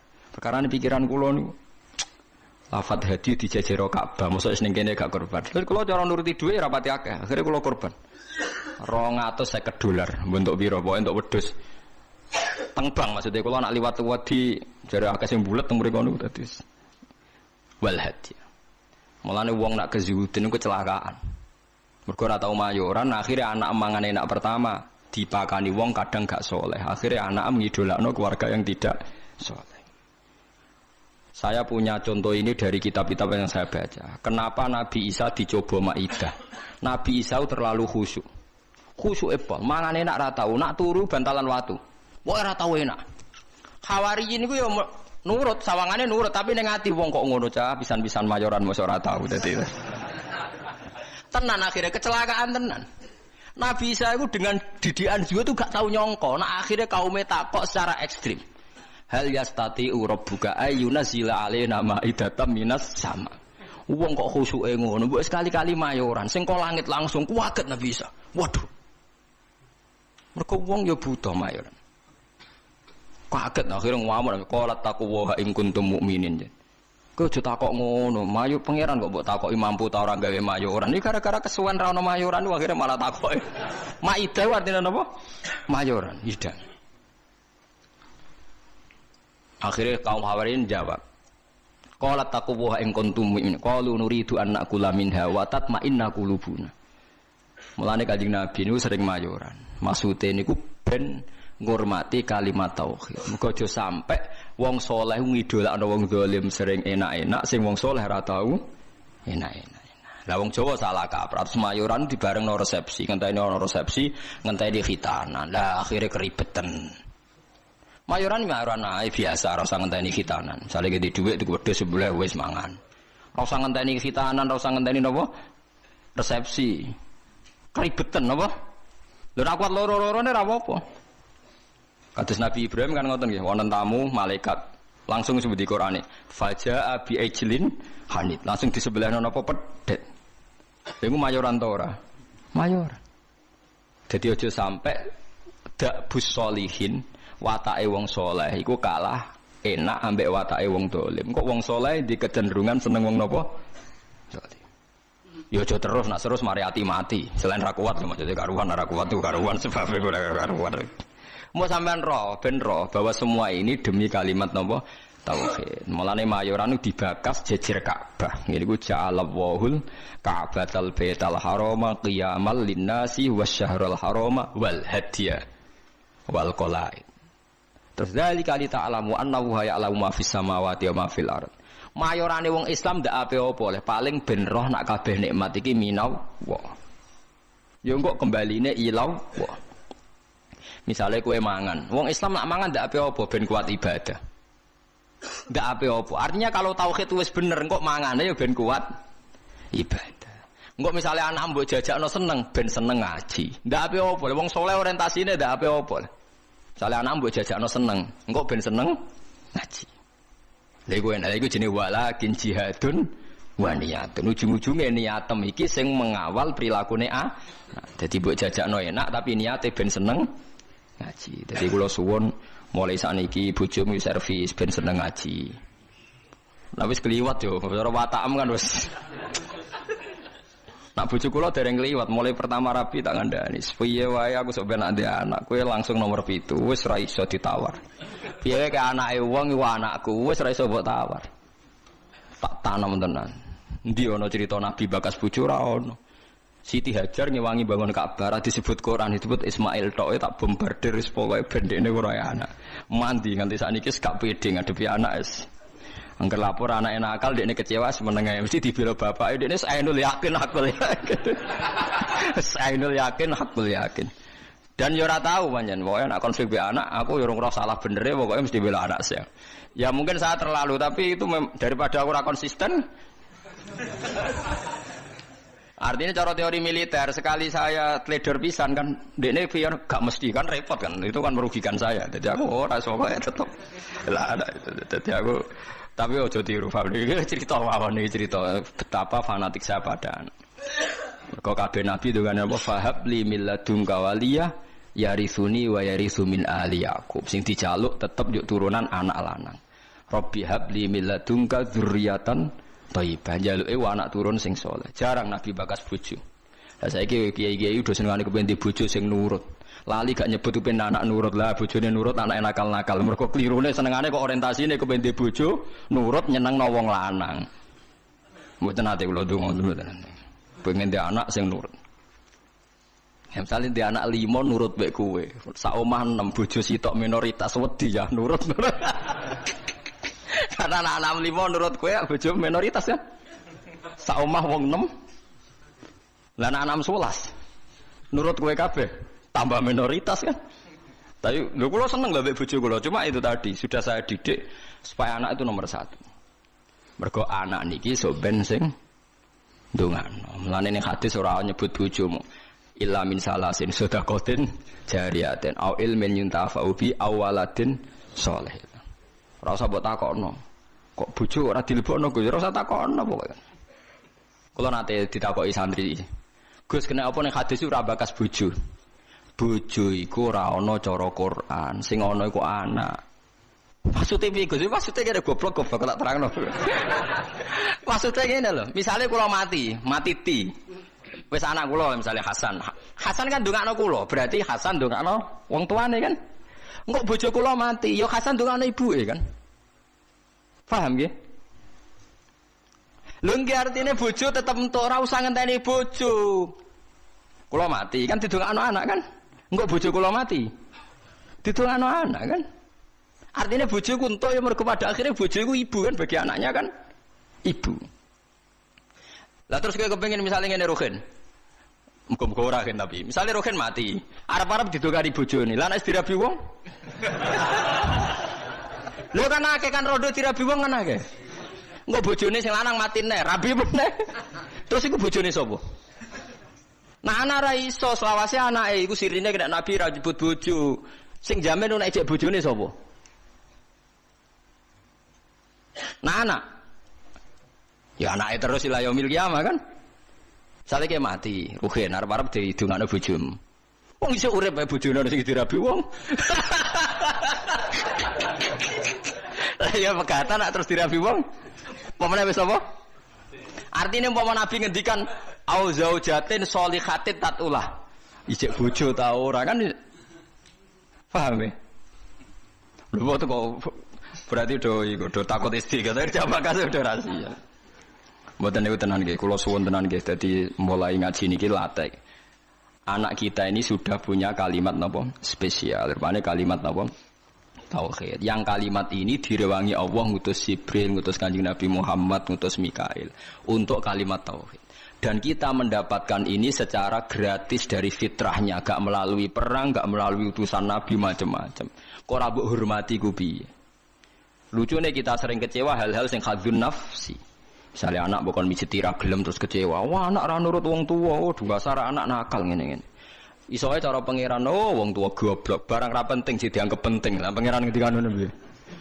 Aku yakin pangeran ning aras ngendikane ngono. Oh, dasar orang tua bento, barang ra penting sih dianggap penting. Ayo nak pangeran takokane ngono piye? Dan mungkin kan? Karena Allah ngekek hak cacilik dolanan karwar rufi al-qalamu an salasin. Wong telu ora kena dihisab. Cacilik nganti balik ayo jelas dijamin hukumnya pangeran. Ora kena disalahno. Pangeran sing pangerane ra iso nyalahno perkarane dijamin. Cacilik ra salat pangeran nyalahno ta ora? Mboten kan? Cacilik udo pangeran nyalahno ta ora? Mboten kan? Kowe trimo bapake. Aku yakin wong tak omongi ngono do guyu. Aku yakin pangeran ning aras ngendikane kowe wong tua goblok. Barang ra penting jadi dianggap apa? Tengok. Wong sore Gus ra gelem wadus bocah kok cara pangeran ora penting. Akhirnya mulai rubah. Bareng rubah sing anakku teperan akal anak jiran bedok kaya ora ngono. Pokoke iki ajaran iki tanamno. Tapi mulai do mikir, mulai populer aja lho, mulai populer. Tapi kalau tidak tahu apa orang-orang itu ngenyek saya apa setuju tidak tahu. Tapi mulai jadi guyon. Jogeman nyentak anak, cara Gus Pak mari kualat. Tapi wong tua aja nyentak anak, mari apa? Kualat. Jadi Gus Pak maksudnya apa ngenyek apa setuju ra roh. Tapi mulai mikir, yang jelas apa kita mulai dipikir. Tapi insya Allah sesuai sudah setuju. Insya Allah lama-lama ngerti bombardir terus ditutur-tutur. Sesuai apa? Setuju. Nak kula setuju dini, pun setuju dini. Ke sarah kula nggih hadise gini kok anak soleh sing ndongakno. Para nabi ngene apa wa ja'alaha kalimatam baqiyatan apa fi aqibi. Mulane Nabi Isa iku ora iso afdal kaya Nabi Muhammad. Mergo boten gadah dzurriyyah, mergo boten gadah napa? Dzurriyyah. Dadi termasuk beja-bejane tiyang niku sing gadah napa dzurriyyah. Nah soal sampean mikir engko nang duriyae nakal-nakal ngene. Wis ta, selagine aja ana kalimat tauhid ki aja bakas nakal temen-temen. Semoga-moga disepuro pangeran. Piye wae wong sing lafal tauhid duwe alasan disepuro pangeran. Senajan to tahu salah. Nah kalau enggak percaya baca di kitab Tobaqatul Auliya yang dikarang Imam Sya'rani. Beliau kalau nafsirkan ayat ini begini yang sering sampean pakai tahlil. Fa'lam annahu la ilaha illallah wastaghfir li dzambika walil mu'minina wal mu'minat. Niku dawuh Hasan Asadili nak nafsiri ngeten. Fa'lam annahu la ilaha illallah wastaghfir bidzalikal kalimat. Setelah kamu tahu la ilaha illallah, mintalah ampun karena kalimat itu. Karena siapapun yang lafadzkan kalimat itu, mbok dosa kaya apa mungkin disepuro. Karena berarti dekne gak musyrik. Beda mbek wong dosa gak duwe kalimat iku, neraka selawase lawas. Mergo innallaha la yaghfiru ayyusyraka bihi wa yaghfiru ma duna dzalik. Saya itu sampai nangis maca kitabnya.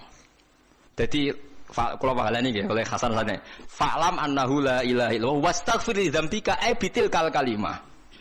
Artinya siapapun yang sudah kadung lafaz la ilaha illallah berhak di sepuro. Buktine apa sing ra nglafadzno iku ora iso di sepuro kan karena dianggap syirik.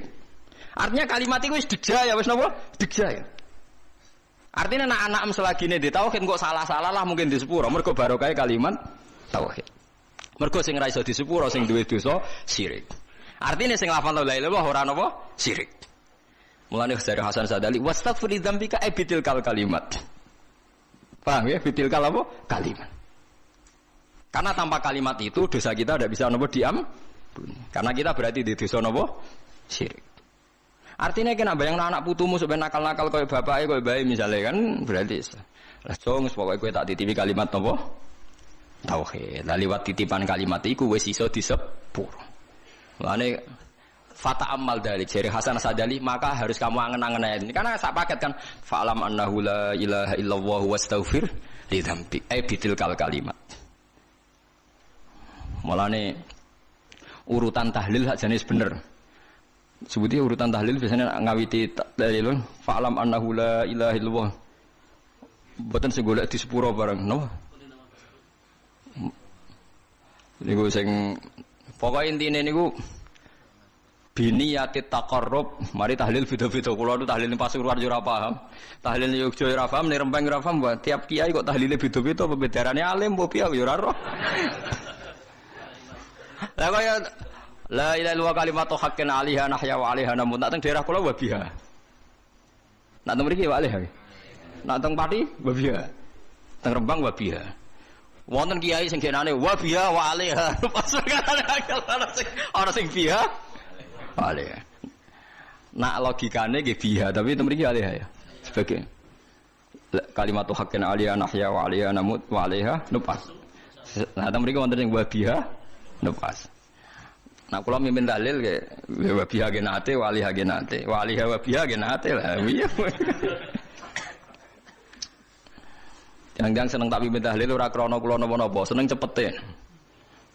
Mun nggih mboten usah maca kata-kata penting ikhlas warga mun mantep bae kula. Mun maca ping 7 mawon itu bar wah tetes cepet. Wah, semua wong awam repot. Dilatih cepet, seneng cepet. Engko akhire ra eling pangeran. Dilatih suwi gremeng ya akhire ra eling pangeran nangin. Atau wong awam wis kadung angel. Lah iya nak dilatih suwi kok gremeng, akhirnya gremengi kalimat tauhid yo elek. Dilatih cepet ora seneng kalimat tauhid, seneng cepete. Lah yo elek meneh kan. Oh, dasar wong iso bener.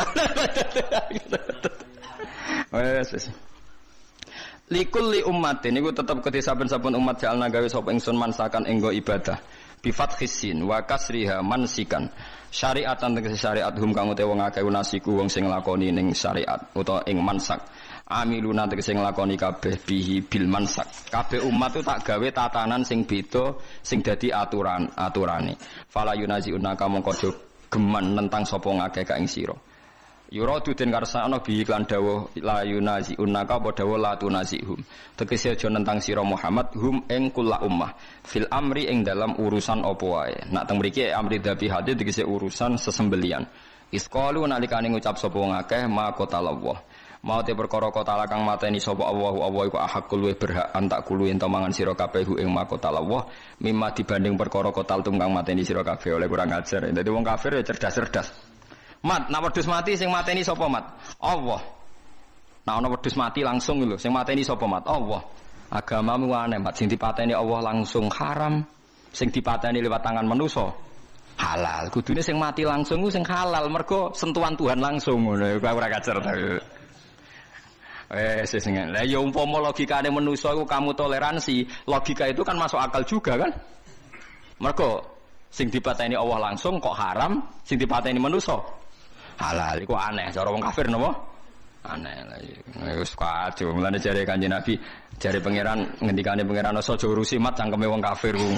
Perkara wis kadang wong kafir nak ngomong nggih masuk akal lah mulane ku digatekno cangkeme wong-wong iku. Watulan aja-aja sira ila rabbika maring pangeran sira ila dinihi tegese maring agamane Allah. Inna ka satamne sira iku ala hudan ing dene ngatasé petunjuk dine tegese agama mustaqimin kan jejeg. Wa in jadalu lamun maidu sapa ngakeh ka ing sira fi amridin ing dalem urusan agama. Fakul mongko ngucap sira Allahu ta'ala alamu dat sing luwih pirsa ta sing pirsa bima kan apa tak maluna kang lakoni sira kabeh. Fa yujazikum mongko males sapa hukum sira kabeh alaihi ngatasi mata malun. Wa hadza utawi iki ku qoblal amri sedurunge den perintah bil kita lan perang.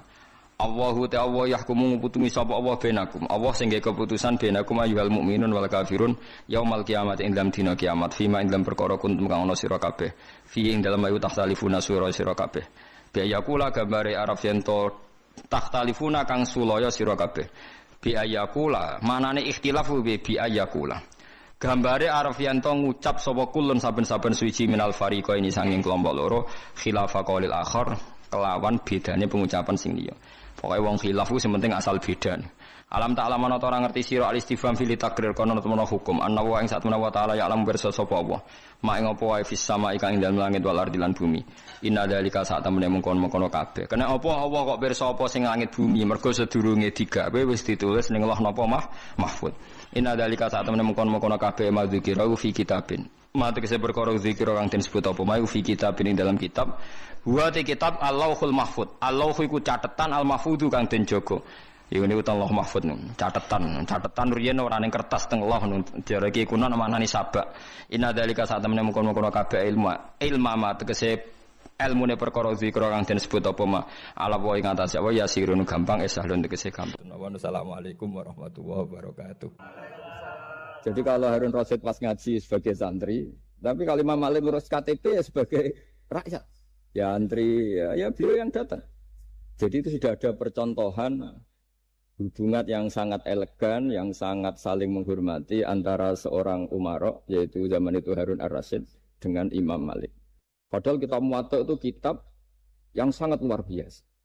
Akhirnya suatu saat anak-anaknya Harun Rasyid itu disuruh ngaji. Niku penggaweannya niku pekerjaannya itu suruh bawa kendinya Imam Malik kalau mau wudu. Pernah suatu saat Imam Malik wudu yang mengucurkan air itu putranya Harun Ar-Rasyid. Hanya dikucurkan ketika basuh wajah dan tangan. Pas Harun Rasyid lewat dinasihati juga. Halla ghusal taqaddamaihi. Harusnya kamu tidak hanya mengucurkan untuk wajahnya, juga untuk kakinya. Padahal itu anak seorang presiden. Jadi betapa dulu itu harkat dan martabat ilmu itu sangat dihormati. Nah, kenapa demikian? Karena ilmu ini yang membentuk sebuah bangsa. Jadi kalau kita berpikir jernih ya, oke kita ada BNN ya, polisi yang nangani narkoba, terus ada beberapa jabatan atau institusi negara yang bisa mengawal kecurangan. Misalnya ada KPK, ada BPK dan sebagainya. Tapi tanpa masyarakat dibentuk kiai dan dibentuk norma-norma agama, itu capek. Mayoritas orang tidak mencuri, itu ya barokahnya dididik. Kalau mencuri itu dosa, kalau nanti masuk neraka. Sebelum ada KPK dan BPK, itu orang tidak nyuri ya sudah banyak. Karena memang tidak nyurinya itu faktor agama, bukan karena takut KPK. Artinya tanpa agama, tanpa nilai-nilai norma, itu nggak bisa kebayang Indonesia. Karena orang nanti nggak maksiatnya atau nggak salahnya itu takut aparat, bukan takut Tuhan. Makanya kalau guyonan anekdot khas itu ada orang melanggar rambu-rambu, ketangkep polisi. Kamu tidak tahu kalau ini larangan? Ya tahu Pak. Kenapa tetap melanggar? Karena tidak tahu Bapak di sini. Itu menunjuk polisinya. Itu khas Indonesia. Jadi kalau nggak melanggar itu karena takut aparat, bukan karena kesadaran hukum. Tapi kalau urusan rambu-rambu itu seperti itu. Tapi kalau urusan orang tidak zina, tidak maling, tidak korupsi, itu hampir mayoritas orang Indonesia. Itu karena takut azab Allah atau takut dosa.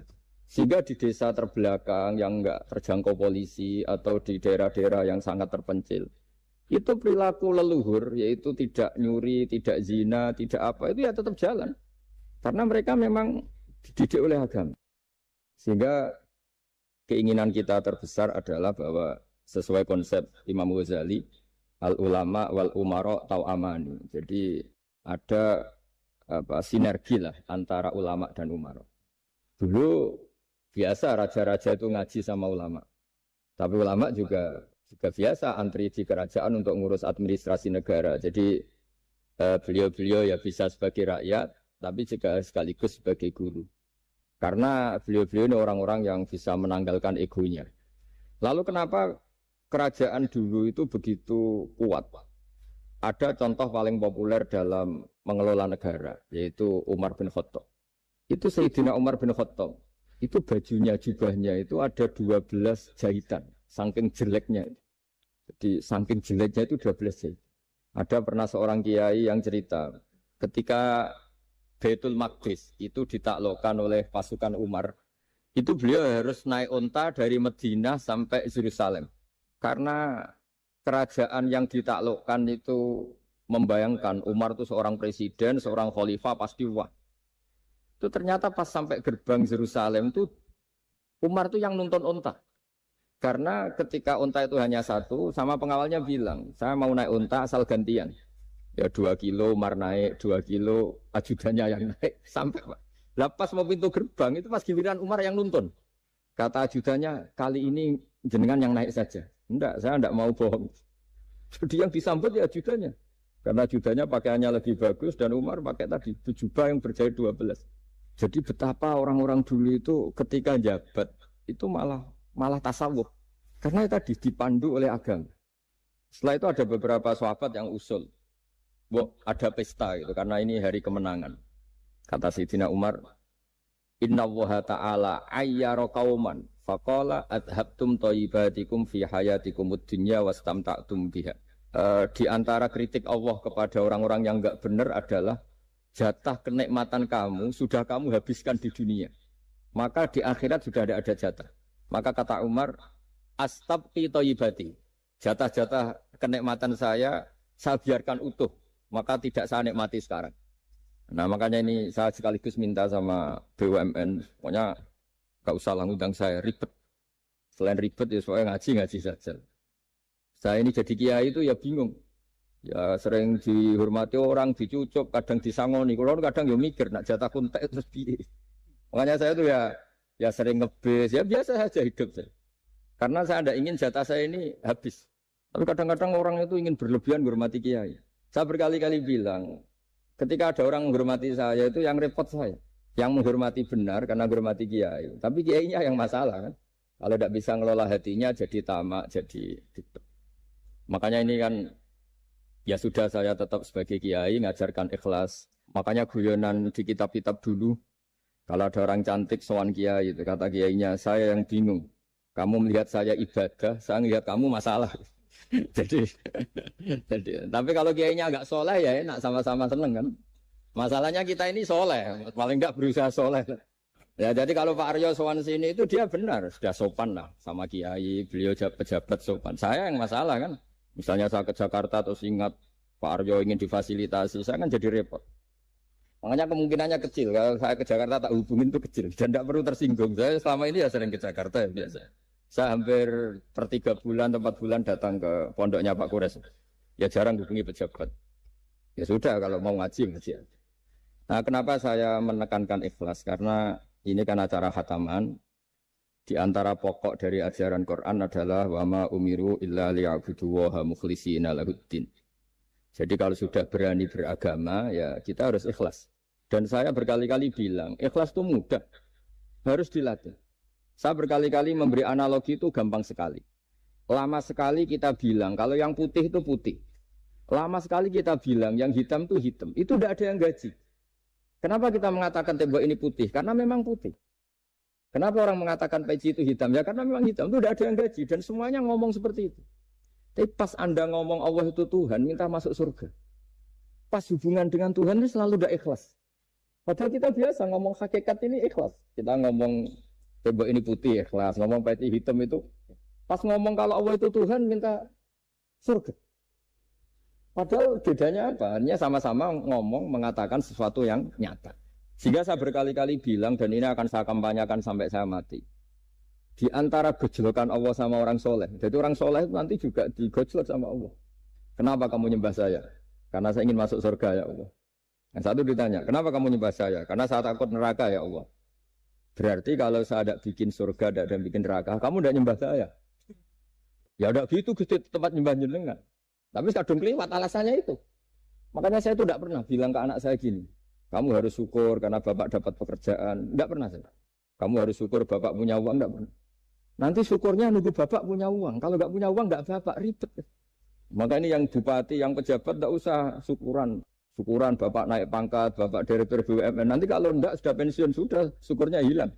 Nah, karena ini kan ngaji sama kiai, ya saya ajarkan khas kiai. Saya sampai sekarang ya tidak nikmati kebesaran nama saya atau apa. Karena tadi memang harus dilatih. Kalau kita bisa mengatakan putih itu ikhlas, tanpa tekanan, tanpa imbalan. Kenapa pas mengatakan Allah Tuhan harus minta surga? Padahal Allah itu tetap Tuhan meskipun tidak menciptakan surga dan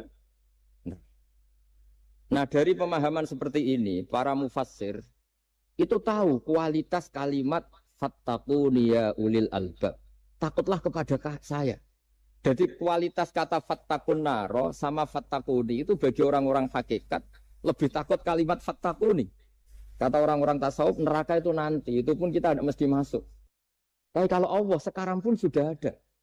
Jadi kalau cara berpikir orang tasawuf gini, ini karena Pak Bima mesti gak pernah belajar tasawuf, karena belajarnya nyari uang. Gitu. Makanya ini tak ajari cari tasawuf.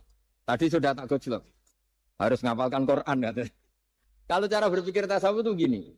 Surga dan neraka itu muajalah, itu nanti. Kamu nyembah Allah ingin masuk surga.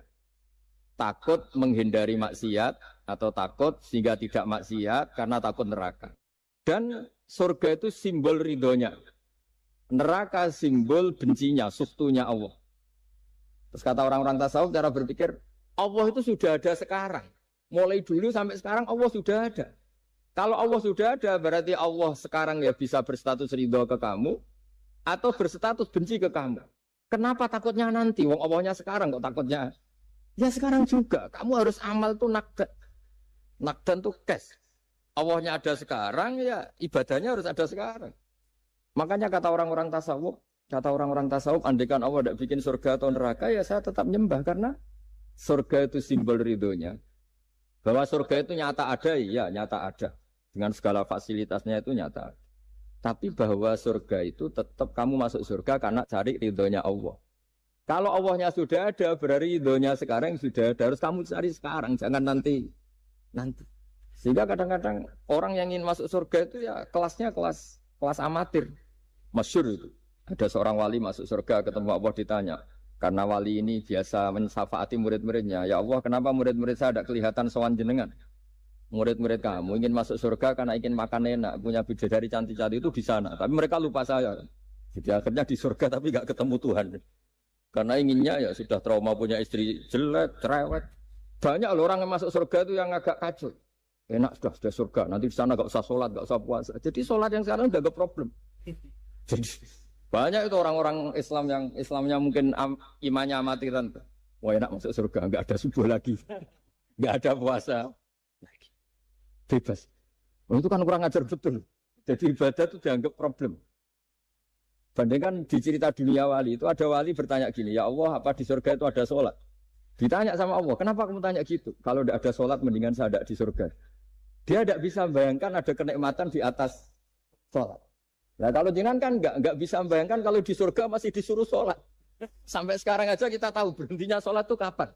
Kalau sampean tanya gitu, kalau ingin berhenti sholat nggak wajib, majnun. Jadi orang gila langsung nggak wajib. Jadi artinya harus dilatih ilmu-ilmu tasawuf seperti ini supaya hidup itu nyaman. Hidup itu nyaman. Dulu Pak Imam ini ada Pak PJ Rembang. Itu dulu ada seorang raja. Didatangi ulama. Gimana cara saya tidak nikmati jadi seorang raja? Ulama itu nasihatinya gampang. Dia omongin gini Pak Aryo. Pak Raja, kalau kamu di Sahara, di padang Sahara, kemudian Anda kehausan. Kalau tidak minum satu gelas air, Anda mati. Apakah? Terus kemudian yang punya air bilang gini, kamu tak kasih air, tapi syaratnya kerajaannya kasihkan saya. Kamu kasihkan apa milih mati? Wah ya milih dikasih air. Mendingan enggak jadi raja tapi hidup. Terus la tafrah bimulkin la yusawi kak samain. Kamu jangan bangga dengan satu kekuasaan, dengan satu kerajaan yang nilainya sama dengan segelas air. Akhirnya dia terjadi raja yang soleh karena ternyata apa? La yusawi kak samain, tidak sama atau ya nilainya itu masih kita-kita yang rakyat yang tidak jabat. Misalnya masyarakat, itu ya harus berpikir gitu. Orang tidak jadi bupati tetap hidup, nggak jadi pegawai BUMN tetap hidup. Tapi kalau nggak minum air itu mati. Dan rata-rata rakyat itu bisa minum air. Artinya apa? Kita dan mereka itu sama, sama-sama punya nikmat yang pokok, yaitu sadur rumpi, nikmat yang bisa mempertahankan kehidupan. Jadi nikmat selain itu tidak pokok. Sehingga orang itu bisa jadi wali. Jadi ini resep jadi wali. Jadi wali itu tidak harus tirakat dalail terus gak pernah makan nasi itu enggak, itu keberatan.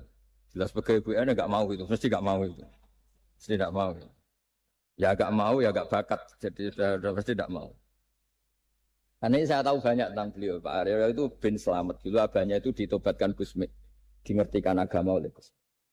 Karena beliau ingin tetap mencintai kiai, korbannya saya karena Gusmi meninggal, terus mahabbahnya diarahkan ke sana.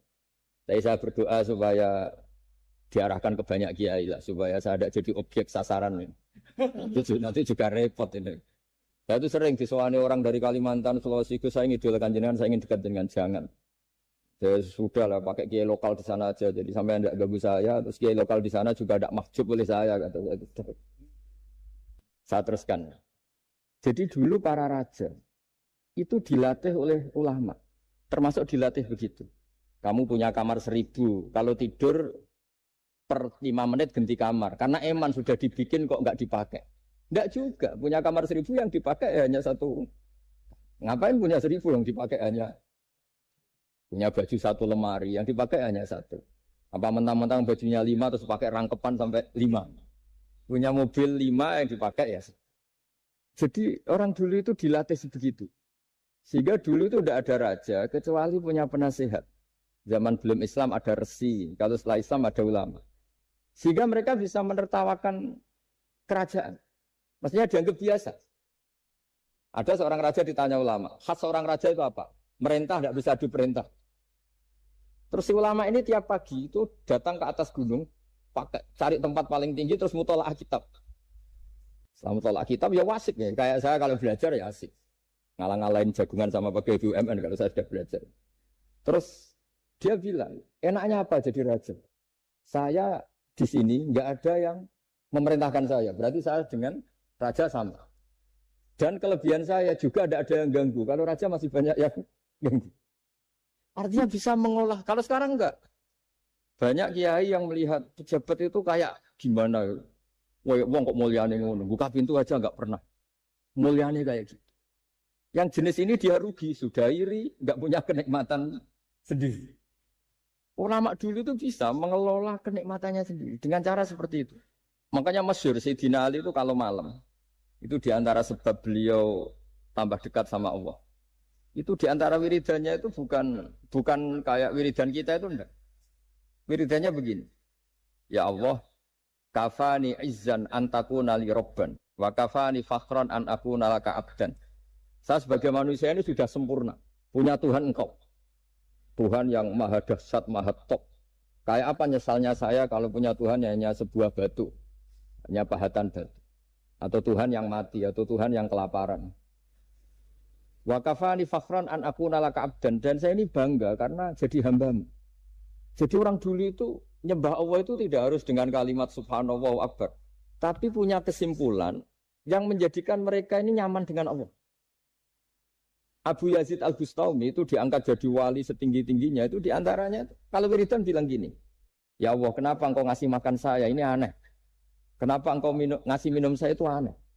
Di mana-mana orang memberi itu ada kepentingannya. Misalnya majikan, bayari karyawan karena ada kepentingannya. Malah kalau di fikih itu agak absurd. Fikih itu hubungan suami istri itu agak kacau kalau dalam fikih. Lelaki itu tidak wajib nafkah istrinya kalau tidak ngasih. Jadi kayak agak-agak transaksi. Dan istrinya punya hak nggak mau diajak kalau nggak dikasih nafkah. Jadi makanya dulu Mbah Mun tuh kalau ngajar saya fikih itu ngajari wong perhitungan. Jadi maksudnya wong ambek bojo kok perhitungan. Tapi di mana-mana hubungannya orang tuh begitu. Wong kenal kiai, nak orang loro kiai diatur ngene iki ya ora marem. Singkat cerita Bu Yazid itu, ya Allah engkau zat yang luar biasa. Engkau tidak butuh saya tapi ngasih saya. Ini fenomena aneh. Di mana-mana orang ngasih itu ada kepentingannya, apalagi pilkada. Wah, itu tambah banyak kepentingan. Artinya dia bisa mensifati Allah dengan cara yang enggak kebayang orang lain. Allah itu tidak butuh kita. Tanpa kita sudah jadi Tuhan, tapi ngasih kita. Apa ya Allah alasan engkau mengasih saya? Wong saya engkau tidak butuh saya. Di mana-mana orang ngasih itu kan karena butuh. Misalnya kamu ngasih anak, apapun alasan ikhlas Anda ini karena nyaman. Anak ini menjadi hiburan. Tetap seneng ya. Ada unsur kamu itu dapat timbal balik, setidaknya seneng. Atau ngasih rival politik kamu, setidaknya ya karena safety lah kata tadi Pak Ari. Bergak berontak teman-teman. Pokoknya ada kepentingan. Tapi Allah ini zat yang nggak punya kepentingan, kemudian tetap ngasih. Dari situ terus dia punya cara mencintai Allah. Jadi wali-wali dulu itu punya cara untuk mencintai Allah. Dengan cara seperti itu. Makanya ada wali yang nangani orang-orang macam-macam. Kayak Gusme itu masyhur, dia nangani orang fasik, orang macam-macam. Dulu itu ya ada seorang wali itu jadi wali karena beli narkoba. Tapi bukan untuk diminum, untuk dimusnahkan. Tapi kalau sekarang nggak mungkin karena narkoba harganya sudah miliaran, triliunan. Kalau dulu mungkin, jadi ceritanya itu kampung dulu kan terpisah-pisah oleh gunung, oleh apa. Singkat cerita si wali ini setiap ada bandar narkoba, dulu pakai Homer. Homer kalau dulu arak. Dibeli sama dia. Dibeli setelah agennya pergi, dilarungkan, pokoknya dibuang. Begitu terus. Suatu saat si pengedar narkoba ini heran. Kampung situ itu selalu tak kirimin Homer kok gak ada yang mabuk. Tapi dibayar cash. Malah si orang ini meninggal wangi. Ternyata dia tidak ingin kampungnya itu mabuk. Sehingga dicegat di jalan supaya Homer ini tidak sampai ke kampung. Nah, sekarang kan tidak mungkin narkoba semahal itu. Tapi apapun itu kembali ke ulama dan umaro. Alhamdulillah di Indonesia itu ulama yang mati-matian supaya generasinya tidak terlibat narkoba dengan cara ditakutkan neraka. Umaro juga melakukan itu dengan cara ditakutkan penjara. Ini yang kita sama-sama ulama wal umaro apa? Tahu aman. Kita kerjasama dengan kapasitas masing-masing. Jadi penting sekali ngaji seperti ini supaya kita tahu bahwa khazanah-khazanah kita tentang dekat sama Allah itu macam-macam. Ini khusus ijazah ini sama Pak Bima Pak Arya itu. Dulu Kiai Hamid Pasuruan terkenal wali. Dan di antara wiridan dzikrul wal filin ada beberapa kata yang dari Kiai Hamid. Jadi dzikrul wal filin itu kalimatnya utamanya dari Gusme, Mbah Ahmad Siddiq, tapi ada beberapa kalimat yang dari Kiai Hamid Pasuruan. Saya tahu banyak lah, karena bapak saya juga temannya Gusme, dan mbah saya kandung sepupu sama Pak Hamid. Itu kalau ada orang sepuh-sepuh Pak Bima, kayak jenengan Pak Aryo, disuruh ngapalkan Quran. Ya mereka protes. Masa saya hafal, Pak? Sudah lah pokoknya ngapalkan. Ada yang 2 juz mati, 1 juz mati. Karena ya sudah sepuh. Suatu saat ada ulama yang tanya, kenapa Pak Hamid? Biar kamu dalam perjalanan di dunia tercatat ini bercita-cita hafal Quran. Sehingga kalau mati berstatus man salaka thariqan yaltamisu fihi ilman sahalallahu lahu thariqan ilal jannah. Orang yang mati berorientasi ingin ngaji. Tapi kalau kamu tidak punya orientasi ngaji kan di otak kita andaikan direkam Allah. Loh, coba hati kita andaikan direkam Allah. Ingin kaya, ingin punya gunung, ingin punya Alphard, ingin punya ini itu. Coba kalau itu nanti disetel di akhirat. Tapi kalau kamu ingin ngapalkan Quran kan setidaknya pas disetel ya keren. Ingin hafal Quran, meskipun tidak hafal-hafal gitu. Ingin hafal itu. Meskipun nanti kalau malaikatnya drengki ditambahin meskipun. Tapi insya Allah malaikat tidak ada yang drengki. Tapi andaikan kita nanti tidak punya cita-cita ngaji, itu rekaman kita hanya itu. Ingin mapan, ingin kaya, ingin menguasai dunia. Betapa malunya kita kalau rekaman itu kita dengar di depan Allah. Padahal nanti niat ini yang dihitung. Famangkanat hijratuhu ilallah wa rasulih fa hijratuhu ilallahi wa rasulih. Orang yang orientasinya hijrah. Hijrah itu meninggalkan yang buruk menuju yang lebih baik. Hanya untuk Allah dan Rasul, maka ya dihitung ke sana. Jadi misalnya Pak Bima, Pak Aryo ngapalkan Quran, hafal-hafalnya. Tapi berarti perjalanannya ini mencari ridhonya Allah. Itu ditulis. Tapi kalau kita orientasinya ingin mapan, ingin sejahtera, ya ditulis. Ini ingin punya rumah 2, ingin punya rumah di berbagai provinsi. Ini coba kalau itu nanti direkam. Terus ditanya Allah, inginnya kamu apa sih di dunia? Dan itu bisa menjadi status kita. Ngeri kan? Kita ketemu Allah dengan status tidak pencari Allah dan Rasul, tapi pencari kemapa? Itu cara Mbah Hamid untuk mendidik supaya orang itu orientasinya kepada Allah dan Rasul. Disuruh ngapalkan. Ini Pak Aryo cerita, bapaknya hanya disuruh ngapalkan apa? Rabbana dalam urusan. Itu semalam nggak hafal. Dan alhamdulillah nggak hafalnya ditiru anaknya. Susahnya kemarin pas ngaji sama saya di kamar saya, saya punya kantor di depan rumah saya. Ya nggak hafal. Bener-bener konsisten. Jadi dulu bapaknya itu ketemu Gus Mek di hotel, dia diajarin semalam nggak hafal. Akhirnya hafal lagi. Ya, tapi nunggu sekian tahun mungkin. Jadi yang penting, jadi ulama dulu itu pinter cara menuntun umat menuju Allah dan Rasul. Diajarin. Akhirnya ada dzikrul ghafilin. Penting orang itu menuju Allah dan Rasul. Setidaknya kalau direkam itu nanti saya ingin ya Allah dapat ridhomu. Kalau malam ilahi anta matlubi, ilahi anta maksudi waridhoka matlubi. Meskipun semalam hanya dilafatkan sekali, tidaknya Allah mencatat, ya Allah engkau yang kami cari, ridhomu yang kami cari. Kalimat itu kalau terulang-ulang itu menjadi mental dan lama-lama jadi status. Daripada sebelum tidur, kapan ya sugih. Jare Pak Bima kapan gak jadi anak buah.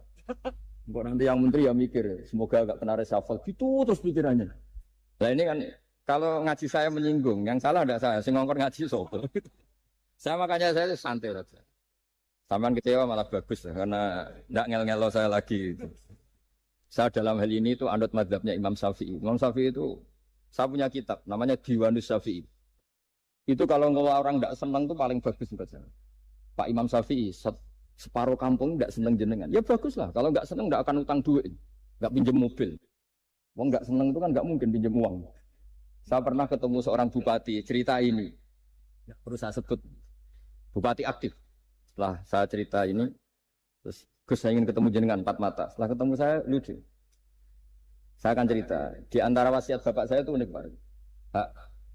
Ngelola wong gedeng gue enak. Sing ribet itu ngelola wong seneng. Jadi ngelola orang benci itu mudah. Yang ribet itu ngelola orang seneng. Itu mahal sekali. Itu dulu saya tidak paham. Bareng kenal wong seneng ngel-ngel no.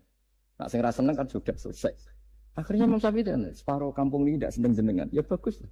Mereka tidak akan utang saya, minta tolong saya. Artinya orang dulu itu jadi yang seneng dikelola untuk teman kebaikan, yang nggak seneng dianggap menjadi harga itu murah. Singkat cerita terus bupati ini datang ke saya cerita. Yang jelas nggak bupati Rembang, nggak ada usaha. Cerita di bawah beduk cerita. Iya Gus. Rival politik saya ketika saya kalahkan itu selesai. Tapi mitra politik, nanti saya kira berber. Jadi orang dulu itu segampang itu ngelola kehidupan. Artinya yang seneng ya penting, kita butuh mitra. Yang gedeng ya nggak apa-apa lah. Barokahnya gedeng itu nggak ganggu Anda kan. Asal sing gedeng aja dukun santet ribet itu kalau nanti. Ketika Imam Syafi'i diceritain orang yang tadi nyium tangan jenengan, yang sama jenengan diluk hormat, di luar itu memaki-maki jenengan. Kata Imam Syafi'i, baguslah. Berarti saya wibawa, di depan saya tidak berani. Jadi beliau seenteng itu melihat dunia. Jadi orang dulu itu, makanya mereka gampang jadi wali. Karena radhiyallahu anhum wa radu. Jadi orang yang melihat Allah itu sudah ridho, ya sudah. Nabi Musa itu kekasih Allah, kalimu. Itu orang Israel. Itu yang gedeng, yang ngel-ngel. No. Yang seneng, yang ngel-ngel. No. Malah paling ribet kalau ngadepi orang Israel. Singkat cerita Nabi Musa itu bilang gini, ya Allah, kasih saya ijazah. Yang dengan ijazah itu orang terbungkam semua tidak bisa ngeritik saya. Tidak bisa mencibir saya, tidak bisa ngata-ngatain saya. Jawabnya Allah itu lucu. Ya Musa, hadza syai'un lam asna'hu li nafsi, fa kaifa asna'hu bika. Aku pangeran sing salah paham akeh, pemen aku kuwi mau nabi. Aku iku pangeran sing salah paham mbek aku akeh. Jadi saya ini Tuhan. Yang cara pandang tentang saya keliru itu aja banyak, apalagi kamu. Mestinya saya yang terbebas dari disalahkan. Padahal Nabi Musa aku itu pangeran, darani anak di pucu, ono sing darani aku fakir, ono sing darani aku kikir, macam-macam. Orang Yahudi itu kalau rezekinya baru sempit itu bilang ini Tuhan kikir sekali. Sampai Allah qala alladziina qalu innahu huwa fakir. Pejabat juga gitu, kalau salah kebijakan juga dihujat. Ini tidak mensejahterakan rakyat. Itu kalau lapor Allah jawabannya gitu, kamu pejabat salah paham ribet, saya Tuhan saja disalahpahami. Jadi Orang dulu itu segampang itu ngelola hubungan dekat dengan Allah. Jadi pakai rasa. Tiga Kiai Hamid Pasuruan itu ngijazai orang-orang sepuh, ada yang dikasih wiridan, disuruh ngafalkan, nggak hafal. Tadi nanti misalnya mati kok belum hafal, statusnya ini penghafal wiridan kan bagus. Daripada ngapalkan saya ingin punya rumah kayak yang di Singapura, berarti Anda menghafalkan bentuknya, pernak-perniknya. Bila perlu Anda menghafalkan nomor arsiteknya siapa. Masa Anda hafal tentang cari ridhonya Allah, hafal bangunan milik orang lain dan bayangkan punya. Kalau Anda mati pas seperti itu, berarti tujuan kamu ya untuk seperti itu. Itu famangka ada hijratu ila dunya yusibuha awimro'atin yang tihuha fa hijratu ila ma hajara ilaih. Jadi nanti kita mati itu distatuskan sesuai komitmen kita ingin apa. Itu status kita. Jadi kalau kita ingin punya rumah mewah kayak yang di Singapura, kayak yang di Amerika, kayak di Eropa.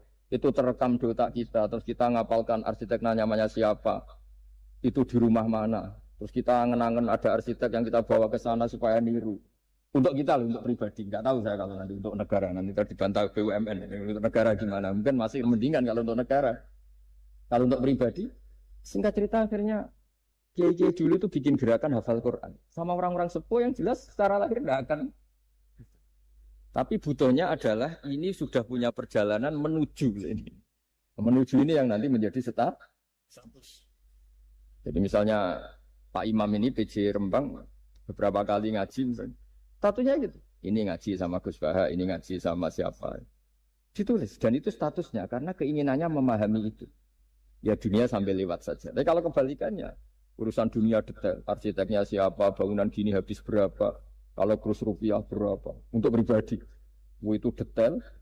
Pas urusan ngaji sekenanya, kadang sampai punya guru aliran sesat apa nggak tahu karena pas urusan akhirat sekenanya, akhirnya sedapatnya. Ternyata ada guru, ada kiai tapi dukun. Saking sekenanya urusan akhirat, tapi kalau urusan dunia makanya banyak orang ditipu oknum ya. Oknum yang sebenarnya enggak kiai tapi ngaku kiai, sebenarnya dukun. Itu saya kadang ya seneng. Senengnya itu betapa mereka diingatkan. Urusan dunia enggak pernah ketipu, kok urusan akhirat ketipu. Berarti apa? Urusan dunia detail, urusan akhirat enggak detail. Sampai dukun bermacak kiai saja sudah bisa nipu. Sementara kontraktor asing yang mau nipu enggak bisa karena dia ngerti detail. Jejak rekamnya apa gitu. Tapi kalau nyari kiai sekenanya. Ini tidak nyindir ngomong fakta. Ya cobalah itu diangen-angen lagi. Terus ini yang terakhir ini khusus pada teman-teman saudara-saudara kita yang nangani khatamannya Gusme. Saya tadi ngasih naskah ke Pak Aryo supaya sampai ke beliau-beliau. Saya yakin beliau-beliau sudah punya, tapi supaya ini tambah mantap bahwa kita saling menguatkan. Ini saya baca ya. Ini kitab yang dipakai referensi tim lajnah penerbitan mushaf Arab Saudi dan seluruh dunia, termasuk saya. Jadi tradisi khataman kita, tadi kan kita bicara khataman. Ya saya ulang lagi, tradisi khataman kita itu kan justru ditutup dengan wa ulaika humul muflihun, ya. Jadi tidak minal jinnati wan nas, tapi diakhiri wa ulaika humul muflihun. Jadi khataman kita misalnya minal jinnati wan nas, biasanya yang baca Quran terus baca Fatihah, terus awal Baqarah sampai wa ulaika humul muflihun. Nah tujuannya adalah supaya kalau khatam itu memulai lagi. Ya kalau langsung an-nas minal jinnati wan nas berarti dia bangga dengan berakhirnya baca Quran. Pertanyaannya, dengan Anda ketemu Allah, seneng ya jagungan mau aku sebar. Betapa buruknya kita jadi hamba. Kayak kita dulu ketika ngaji, nah baru ngajinya sebar. Berarti anggap guru problem. Makanya bangsa Indonesia itu ya agak lambat pinter karena sekolah juga dianggap problem. Pas masuk merengut, waduh sekolah. Pas bubar menang, waduh sekolah. Jangan-jangan kita sholat juga gitu, ono azan, waduh azan. Jadi ini belum makam wakuroto ini. Sholat, padahal ciri orang baik itu menikmati sholat. Ciri utama suka ilmu ya menikmati pelajaran. Enggak, ini pelajaran bareng guru. Waduh, udah gitu matematika lagi. Waduh. Nah, kita baca Quran harusnya asik. Karena di situ munajat sama Allah. Ketika selesai harusnya nyesal. Waduh, baru asik sama Allah kok sudah selesai. Dan Allah punya alasan untuk menyalahkan kita. Karena kita misalnya baru seneng-senengnya pacaran misalnya. Kan tidak mau akhir. Kenapa pas seneng Allah seneng berakhir? Nanti kalau kamu ditanyakan gitu tidak bisa jawab. Nah, pakai analogi itu makanya jangan pernah merasa akhir kalau baca Quran. Minal jinnati wan nas, terus baca Fatihah, terus memulai lagi. Waulaika humul muflihun. Sebagai bukti ya Allah, ini khataman sementara. Tapi saya akan berlanjut lagi. Terus dimulai betul. Jika ijazah kiai-kiai kuno kalau orang haji atau umroh itu supaya kuat haji lagi, kalau ijazah kiai kuno itu sederhana. Disuruh ngomong gini, "Bah, Ka'bah, ini saya mau pulang, nilai rumah. Nanti kesini lagi." Kayak gitu. Sudah, Pak. Jangan setelah selesai ibadah haji senang karena mau pulang. Berarti ibadah dianggap problem, rumah dianggap segala-galanya. Jadi itu ada filosofinya. Nah, ternyata tradisi seperti itu mudawan. Mudawan itu dibukukan. Ya, saya baca ini di kitab Ghoisun Naf'i, karangan Imam Waliullah As-Sofakusi. Saya baca saja. Nanti yang ngerti bahasa Arab biar diartikan sendiri, yang nggak ngerti nanti saya bantu. Takmilun. Nah, ini khusus para hafid tadi yang ikut khataman, mohon didengarkan. Takmilun. Fi masaila tata'allaku bil khotmi. Al-ula sabatan nasu anil maki minirawatil bazi wa kumpul wa ghairihima annaman qara'a wa khotama ila akhirin nas qara'a al-fatihata ilal muflihun min awalil baqarah wa sa'al amalu bihada fi sa'iri biladil muslimin. Jadi mulai dulu kalau orang khataman itu ya An-Nas, Fatihah, terus wa ulaika humul muflihun. Dan cara seperti itu wasa al-amalu bihada fi sa'iri biladil muslimin. Semua negara dunia ya sama seperti itu. Hanya tradisi yang dilakukan bapak saya sampai semua guru-guru kita, guru Quran, termasuk yang di Jantiko dulu, sama si dulu namanya Jantiko, lama-lama mantap ya. Itu sudah benar itu. Jadi mungkin teman-teman sudah melakukan tapi nggak tahu filosofinya. Ini saya bantu. Filosofinya adalah supaya kita tidak merasa mengakhiri baca Quran, tapi sekaligus memulai. Kalau aku niat ngakhiri tenan itu seakan-akan kan baca Quran itu problem. Terus ketika berakhir kita senang. Sholat juga gitu Pak Imam. Yang menjadikan umatnya Rasulullah Shallallahu Alaihi Wasallam dijamin surga itu diantaranya cara sholat begini Pak Aryo. Saya hafal hadisnya. Absyiru ya ma'saral muslimin. Ini kata Rasulullah. Hari ini Jibril muncul dan memberi satu pengumuman yang sangat menggembirakan. Apa itu? Umatku berstatus. Ya ini kata malaikat Jibril. Umatku berstatus. Mereka itu fa'alu faridotan wantadoru ukhra. Melakukan satu fardu selesai atau addu faridotan wantadoru ukhra. Jadi misalnya tadi saya sholat subuh. Status saya ditulis oleh malaikat Jibril. Bak tadi sholat subuh. Dan ketika saya ditanya, Hak kok jauh urip sampai jam 10, jam 11. Ngenteni habis sholat duhur. Ketika sholat duhur selesai, orientasi saya ngenteni sholat. Gitu terus. Sehingga statusnya umatnya Nabi adalah addu faridotan wantazoru ukhra. Komitmennya adalah melakukan satu fardu dan menunggu yang lain. Berarti kita dihimpit di dua kebaikan. Kebaikan sudah kita lakukan dan kebaikan yang lain kita cita. Kita sekarang ngasih anak yatim. Di hati kita juga ingin mengasih lagi. Ngasih orang miskin juga gitu. Begitu juga kebaikan-kebaikan yang lain. Sehingga kita dihimpit di dua apa?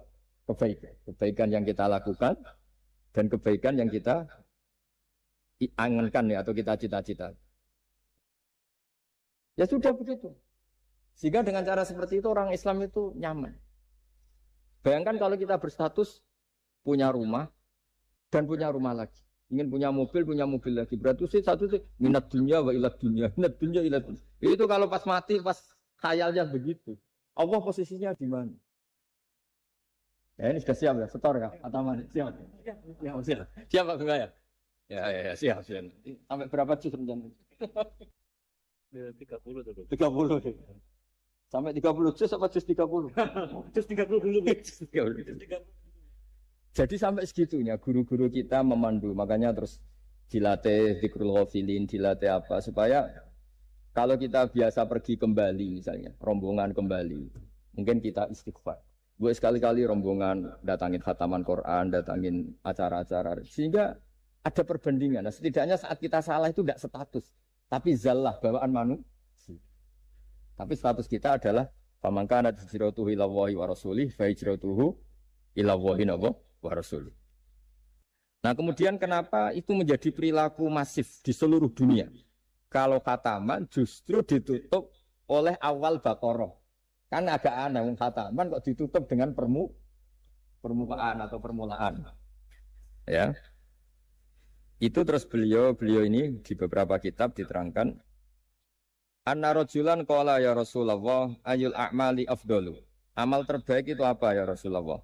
Qal alaika bil halil murtahil. Terus wa ma halul murtahil? Qal sahibul Qur'ani kullama khalla irtahala. Amal terbaik itu adalah amal setelah selesai ingin melakukan lagi. Apa itu? Orang yang menghafalkan Quran atau membaca Quran atau khataman Quran setelah selesai langsung dimulai lagi. Nah, ini di sini diartikan kullama faragha min khutmatin syara'a fi ukhra. Jadi satu khataman selesai kemudian lanjut lagi. Ya kan kalau kita misalnya orang kaya ke Singapura wisata, kan langsung mungkin sudah punya brosur lagi, mungkin mau ke New Zealand atau apa. Kenapa pas urusan khataman enggak itu? Jadi manusia itu yang benar gitu. Jadi ya kira-kira gitu. Jadi ini teman-teman yang sedang khataman bahwa perilaku Anda sudah benar. Memang mulai dulu zaman Rasulullah SAW sampai sekarang memang justru khataman itu ditutup dengan wa ulaika humul muflihun sebagai bentuk komitmen kita bahwa kita ingin memulai, bukan berakhir di situ. Saya kira demikian. Assalamualaikum warahmatullahi wabarakatuh.